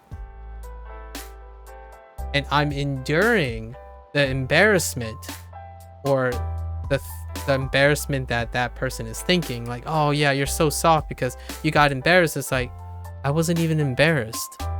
It's like, it takes a really weak person, in fact, ironically, an even thinner skinned person, to think that you can't go beyond that. You can't be a better person. If you're a better person, you're always thicker. So that is like, I can't even emphasize that. I mean, it's to the point where, you know, some humorous stories that I always exchange is when people are offended for me.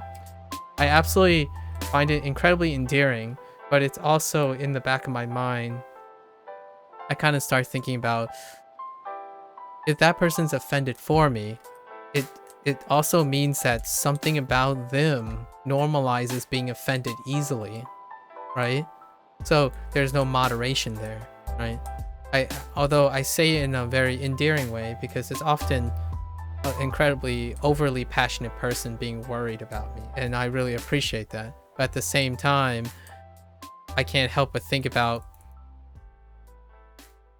how often does that happen? If something like that happens, like, it can very much erode a person's life like that.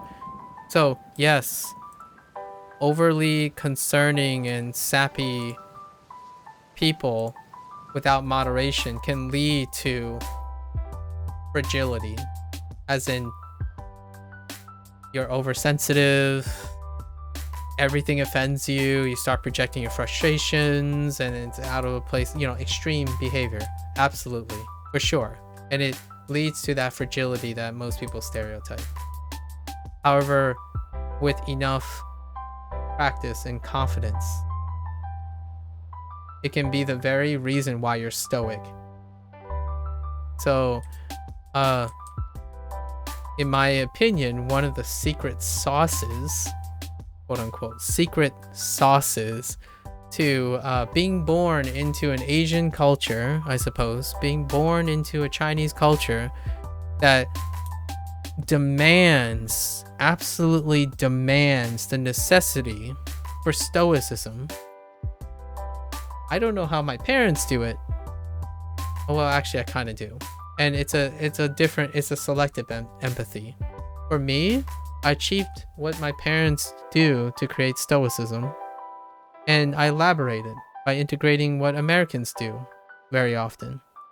So, no, I don't get easily offended. That doesn't mean that I'm that guy who doesn't care about anything.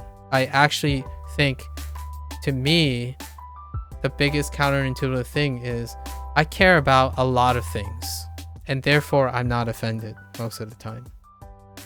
It might sound oxymoronic. The order of operations matter. I develop an empathy in order to understand the most things. And since there are things that I understand, they no longer concern me. Like, they no longer worry me because I understand them. It's a big hill to press. However, empathy can lead to that. If you understand how that feels, you no longer have negative feelings or concerns of xenophobia. Like, you keep xenophobia at bay. Like, oh yeah, I don't understand why you like this game. I absolutely hate this game. I just can't stand it. Like, well, that's xenophobia. Like, you don't like it because it's different from what you like. And that becomes an impediment to ever doing anything or empathizing with the other person. It does come with trade-offs, right? If you empathize with a lot of people, then when you're not part of the confrontation, it can be tough. So like when you have two friends fighting, there's a trade-off for that. Someone who is non-empathetic or selectively empathetic, or someone who's biased and pride, would line themselves up with one side or the other, and it would largely resolve a confrontation. Someone's going to lose, someone's going to win. An empathetic person can end up becoming indecisive a lot of times. The idea is you master as much as you can and find a compromise between the two sides. That is far more difficult to reach than just siding with one side. So effectively, if you're into the human condition thing, the idea is you side with one side. It's the least path of resistance, right? So you choose the right side. You don't try to make an enemy of all.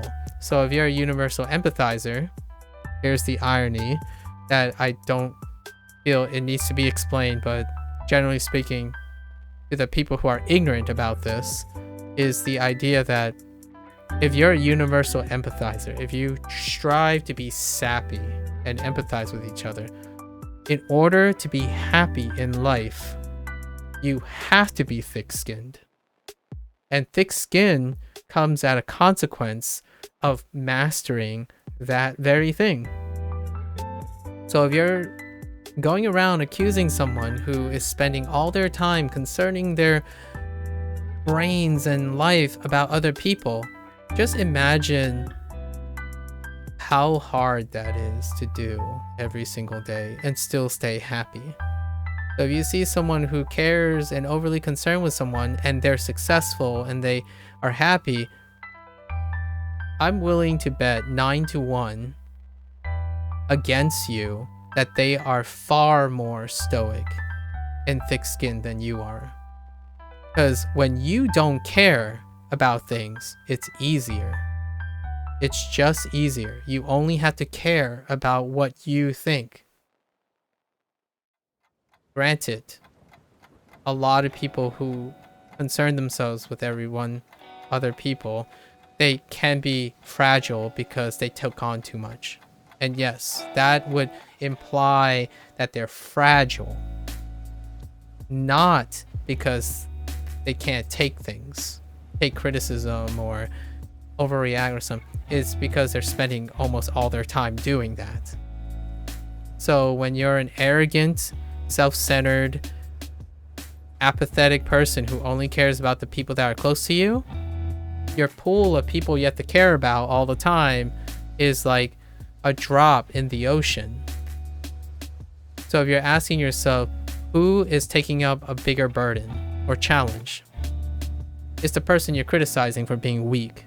Well, I don't know about you, but there's a reason why I would argue, and I agree with you, that people who are self-centered and self-motivated and care about only the people that they care about and like are so much stronger and consistently resilient is because they don't deal with something I feel humans are almost ill-equipped to do.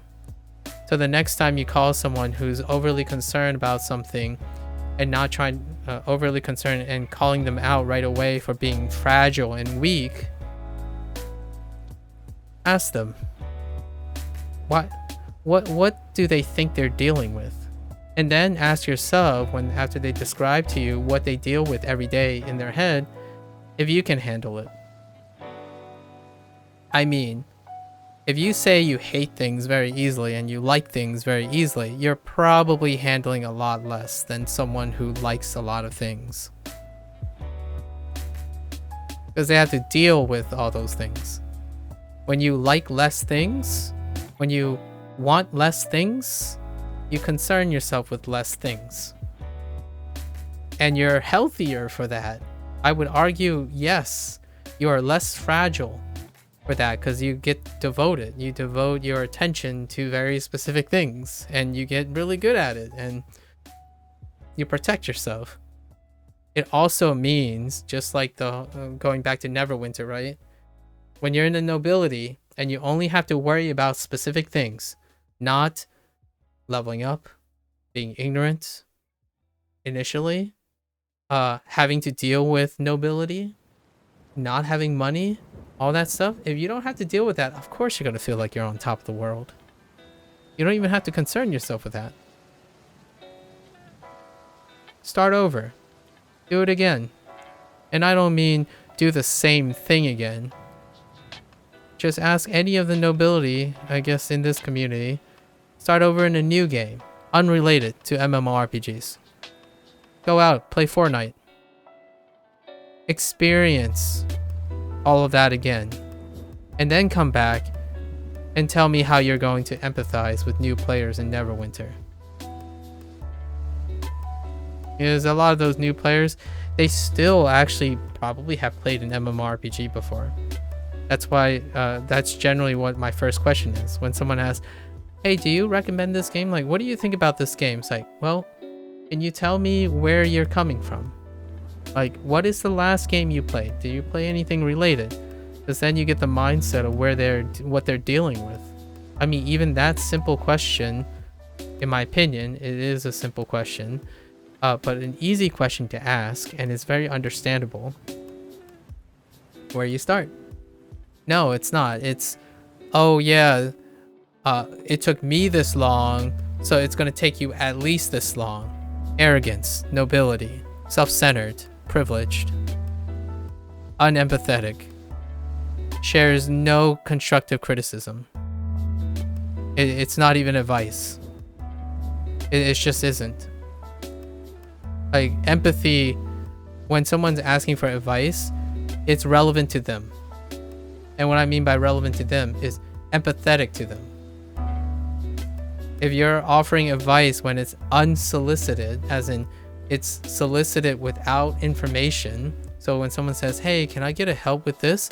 And then you automatically presume so many things that they want to know, that's non-constructive advice.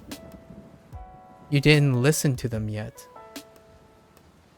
One of the first iconic rules of communication to help someone. When someone approaches you and they offer you the time of day, they ask you for your advice, possibly your expert advice. Imposter syndrome, be gone. I am an expert of none. But if someone asks me for advice, you sure as heck will be getting at least 5 questions from me before you even get anything out of my mouth. Because the idea is to figure out what is it that you're looking for, not what you think that person is looking for. 99%, I would say, that's a little bold, I would say 80% of interaction on Neverwinter. If I'm saying Neverwinter's community is characterized by nobility, not maliciously, just that's the normalized behavior, it's through the interaction that I see online most of the time. There's a presumption, there's an air of decorum, there's an air of expectations. It's so ironic because a lot of times we make that joke like, oh yeah, not everyone's from the United States, not everyone's from, you know, Germany or etc. But at the same time, to make that comment is literally to be the thing that you hate, or implying that it's ethnocentric. It's rarely, when someone's asking for advice, it's rarely ever asked for clarification on here. Like, I get it, it's a public forum and you want to be quick to the point and you want to cut corners and leap of logic. And I want to believe that's true, as in like they're accurate in the long run. But generally speaking, it ends up with more questions. Like, you sit here, a question, an advice is followed with more questions. Well, there are fewer questions if you ask what they're looking for first. Like, ask them to describe. You yourself, just because you're an expert, doesn't mean you can describe the problem they're having. Actually, logically and psychologically speaking, you are less likely to understand their problem. If someone's coming for your advice without any details and you're an expert or something, you're probably even less likely to understand what they're struggling with, because you aren't in the process of solving that problem anymore, generally speaking. So when someone asks you, oh, what gear do I go get next? It's like, or someone asks, like, is this worth it? Like, do I need to get this gear? It's like, and then this person just goes around and is like, oh, it's not worth it. It's garbage. Just get this one instead. Like, there's no reason. You shouldn't even do that. It's like, no concern for, like, wait, what makes you think you want to get that piece of gear? That would be my first question. I'd be asking, what is your, like, why do you want to get this gear? Like, I want to understand why you're asking that first, because if I can understand that, then I can probably better communicate a solution more appropriate or an advice constructive to that person. Instead, most people here are nobles. They believe they know what's right, what's best in slot, what's their best right way to do things. So when someone asks a question, they're like, you don't need to do that. Just do this and this and this and you're good to go. Like, but they didn't ask for that. They just asked for a very specific thing, and you barely even concerned with that. You supersede it by telling them whatever they thought might have been interesting is not important. Actually, that happens. Probably. It's a 50-50. Generally, when someone's like, hey, this looks neat, I don't bother with that. It's garbage. Just get this. Like, hey, should I do these yet? It's like, no, waste of your time. Hey, I'd be happy to entertain all the minor population of how they resolve all these hypotheticals. And these aren't really hypotheticals. They're just, it happens every day. Like, if I was sitting in right now, if I move my character to Protector's Enclave, I can probably read the dialogue for you instantly. That's the type of community you're thinking about, right? So what is the pros? Let's not, I sound a lot of cynical, but I don't think it's cynical. I think it's just logical. As in, when you play this game, you have to be aware of its community. And then you have to be aware what kind of player you are. So, if you're like me, and I start a game, and I just play it in a void without the input of other people, then this is a game for you. Because eventually you'll rise to the status of nobility, right? So what does that do? Well, it selects, this game currently pre-selects for self-motivated, independent people who aren't really necessarily looking at other people as a friend, as a form of interpersonal relationship, but as a form of gaming, a form of getting things done. So those people are naturally fitting in this, and they have their strengths, you know, their pros and cons, their trade-offs. Just I'm talking from an angle that is not for a player who thinks this is a game where you make friends. Right now, for now, the paradigm is you're not making friends. You're making business partners. You're creating coworkers. It's kind of like queuing up for CS, like Counter-Strike. You're looking for teammates, and those teammates are tenuous. They're based on performance. If you suck too much, they're not going to hang around with you. That's just it. If you're dragging them down too far, they're going to leave you behind. It's not personal, not necessarily. It's very pragmatic. Yeah. Just a little thought. I don't think it's bad or good. I actually think if you know the community well enough, it can empower you to make it work. So like, for example, I'm a sappy person. I don't like being ignorant of helping people and stuff. So I will still try to help people in an environment that is not conducive to that. Like, there's no incentive for helping people in this game. You just don't. It's not incentivized in any way possible. It's a Mile High Club. You get your ticket in the Mile High Club. They congregate. It's a conglomerate. It's a capitalist reflection. So when you have stuff, you get to have more stuff. All right, so how does that work? Well, I still do the thing that is not very popular, like sit here and talk about the state of the game or something like that, instead of running, I don't know, the Defense of the Moon Dancer Masters for the 300th time to show how much pain giving I can give. That stuff, it works. Absolutely. So I know this, and it's worth knowing this. It's worth investigating and sharing time about what the observation from the outside is of a community.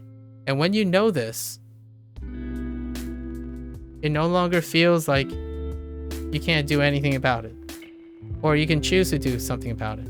So for me, I didn't go up in arms on the forum and chastising people like, oh my gosh, the developers only care about veteran gamers and stuff. I make it work because I already know all the details. If I don't like it, I don't have to stay. You get transparency. You get what the community is. There's no like euphemism or bias here at the moment. I would say my disclaimer is I'm biased towards the new players. So in order to balance that out, I keep reminding myself I need to defend the nobility too. Like what are the trade-offs? There are pros and cons to both sides, or 3 sides or 4 sides. In this case, it's usually predominantly 2 sides. And yes, I do defend the new player more because they are in the minority. The majority is overrepresented. That's fair. Am I one of them? I can't resonate with the Neverwinter community. I actually, like, just a testament, I guess a great testament to what type of person I am. I play games where I don't inherently resonate with the community at all, and I still do it because it's fun, it's educational. Or I wouldn't say fun, it's educational, and because it's educational, it's fun. Like, what is it like to be on the outside of a homocultural society, like a microcosm, right? Well, you could play a game like OS and not care about performance. That will get you somewhere in experience. I belong to specific communities, I would say, but those communities are out of reach for me, right? Like, I can't just like pop back into the scientific community, right, without foregoing all of this stuff. So there are things that I do resonate with. Just, you don't have to resonate and feel like you belong to understand something. And then when you understand something, it makes going at it alone not too bad. If you're already a solidarity person, like a soloist or what have you, then this game might actually still work out for you. You might, those type of people might be biased in a way that says, hey, the developers should make adventure soloing better and stuff. It's like, I'm not that guy. I have no motivations to prop a agenda. If I need to work in a party to do a trial, well, I ask myself, do I want to do it? And then I know what to do. Like, I will know what to do to get there appropriately. And one way to get there is not to ask if someone would help run me through something in Neverwinter. That just doesn't work. If you do it for 24 hours a day, you might get 1 or 2 people who effectively are bored. And when they're bored, you know what I'm gonna say, it goes back to earlier. Bored people might have some other baggage, and be ready for that. Like, for example, I queue up yesterday. Here's a little tiny story to leave it off my. I queue up. We're just gonna suspense the defense of the Moon Dancer. We're not gonna get a queue for that, so it's fine. Yesterday I do my random queues, right? Pop in, get on tank. I see this pain giver, one of the pain givers, constantly like running ahead of me. So you know what I did? I put on my Nikes, and I just blitzed past that person through to the end. And the first comment I hear when we finish the dungeon is the other pain giver saying, hey, you know, as a pro tip, next time you're tanking, tell your party that you're going to blitz you're going to run the entire dungeon. It was gonna happen. It's gonna obviously it's gonna happen. The only course of action I took was the one that basically completed the dungeon in less than 10 minutes. That's it. What did I say? Is I typed neat, thanks, and I left. That's it. That's the type of environment you're getting Neverwinter into. That's the entire environment. It's well, how did I come to my actions? Well, I noticed someone endangering themselves. So I am more concerned about the impediment that specific player is doing. So at a cost of that impediment, I had another selfish person project their values onto me. And that's it. Welcome to Neverwinter community. So be ready for that.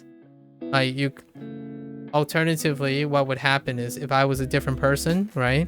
The person would be like, well, get good and keep up, or I'm the tank. The tank leads the way all the time. You can hear tons of iterations of that comment. There are plenty of examples. And how do I know that?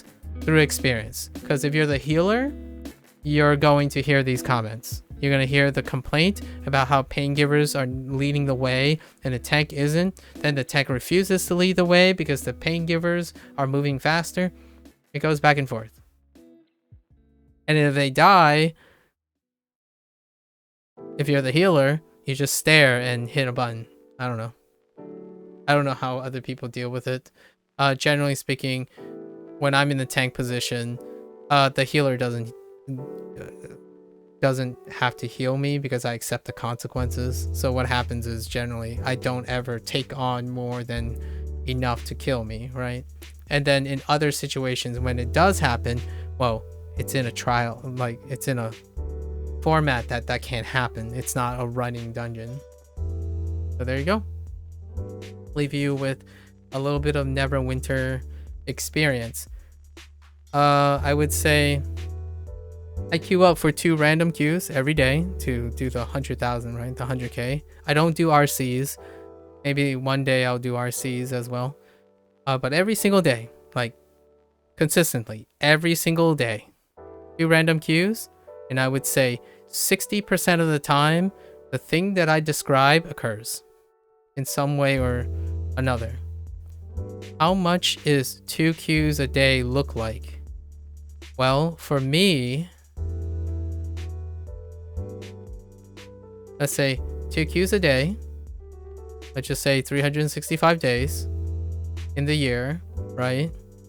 So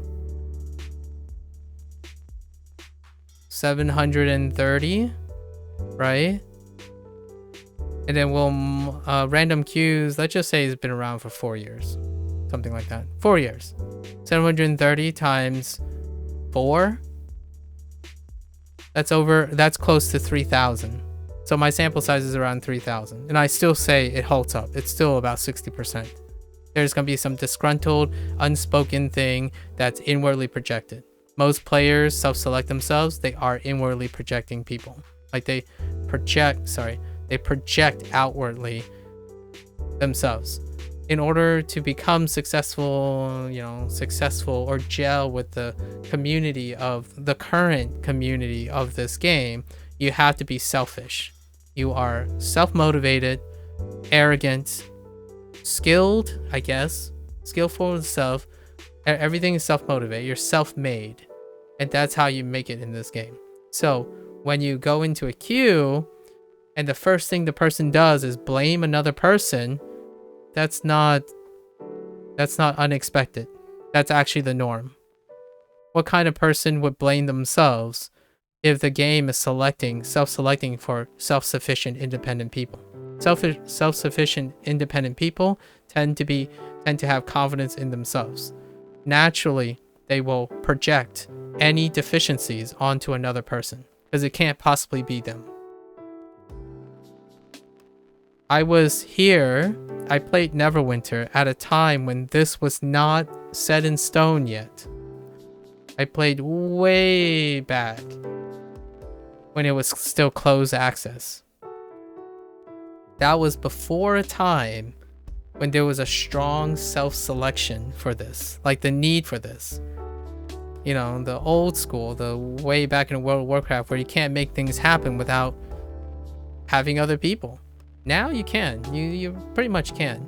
And a lot of times people would say like, oh yeah, but you still need trial people to play trials. They're like, yeah, but everyone's out for themselves. Like, if you suck, you get kicked. If you suck, well, we're gonna wait till you quit so we can bring in someone better. Or better yet, it's like, if you suck, we're not gonna put you in the party in the first place. That wasn't the thing before. Now it is. So when you're thinking like, oh yeah, but you have to play in a team game, like there's dungeons inspire team play, it doesn't. Not in this game. Come on, we have to be real. It's 5 soloists. Even the tank and the healer has to need a solo mentality in order to keep playing this game. Because if you don't have a solo mentality, you're not going to be able to stand up to the abuse that you're going to get. And it only takes that one person. Like, hey, yo, dude, is our tank asleep? Or like, what is he doing? It's like, well, the tank was holding W the entire time and still lagged behind the pain giver.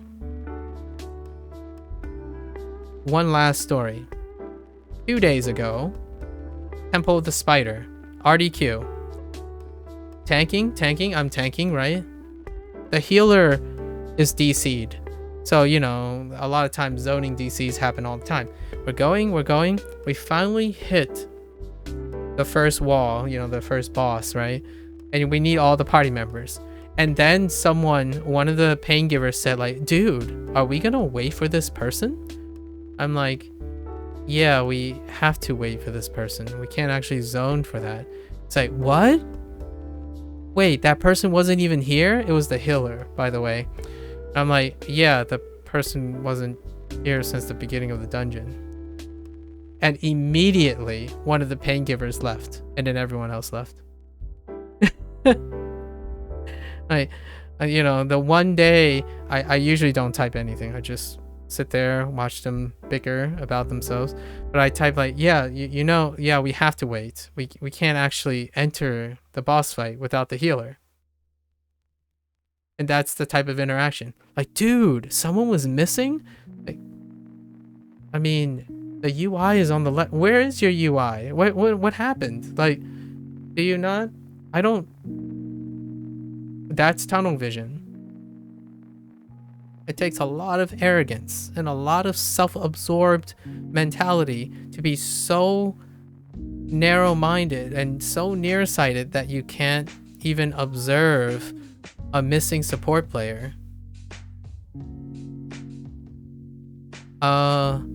This happens in other games too, so it's not like a big deal. Or like it's not necessarily a game breaker or something like that. Like just to balance it out, in Phantasy Star Online 2 NGS, right? They do have some scaling things to help, like if it's a 12 instance person, like an instance thing, if it's only 8 players, it gets scaled down, right? And whatnot. But if it happens, if there are quitters in the middle of something, it's still scaled the same. So you go through and you play for like 20 minutes and you're about to fail. And then we were so close and then it fails. Then someone noticed like, oh dude, there's only 8 out of 12 people. 4 people left. And my first comment to them was like, they left like 5 minutes in, my friends. At first I was gonna say, dude, good try, guys. Like, we had 4 levers, but the first remark someone said was like, dude, what?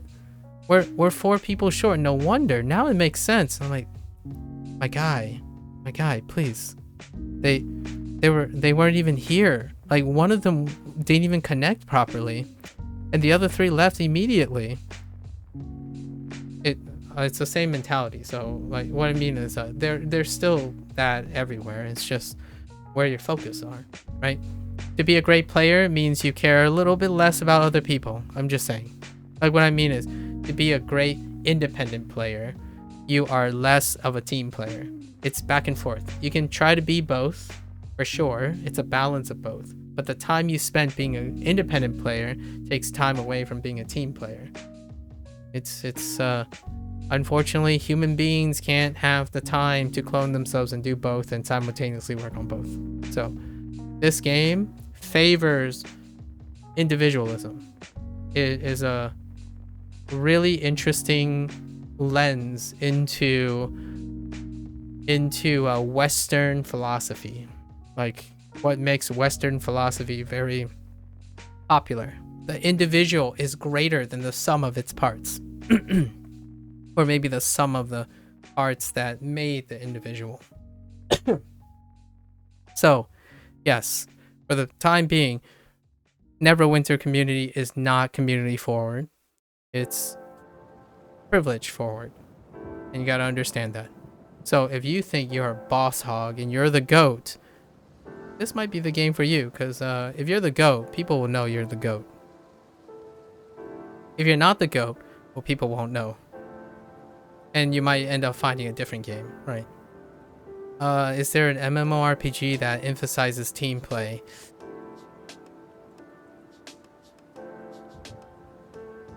I guess you might as well go back to World of Warcraft at that rate. Yeah, probably. Alright, folks. A good digression, a good chat. This will just serve as the Neverwinter thing. I don't want to, like... Maybe I'll cut another video out of it somewhere. Anyways, that's the end of week 5. Oh, I need to turn these in. We did our 3 guys. The story was very short. It was just a setup for Defense of the Moon Dancer. And then you did that part. Get exposed to the Moon Dancer, right? And that's it.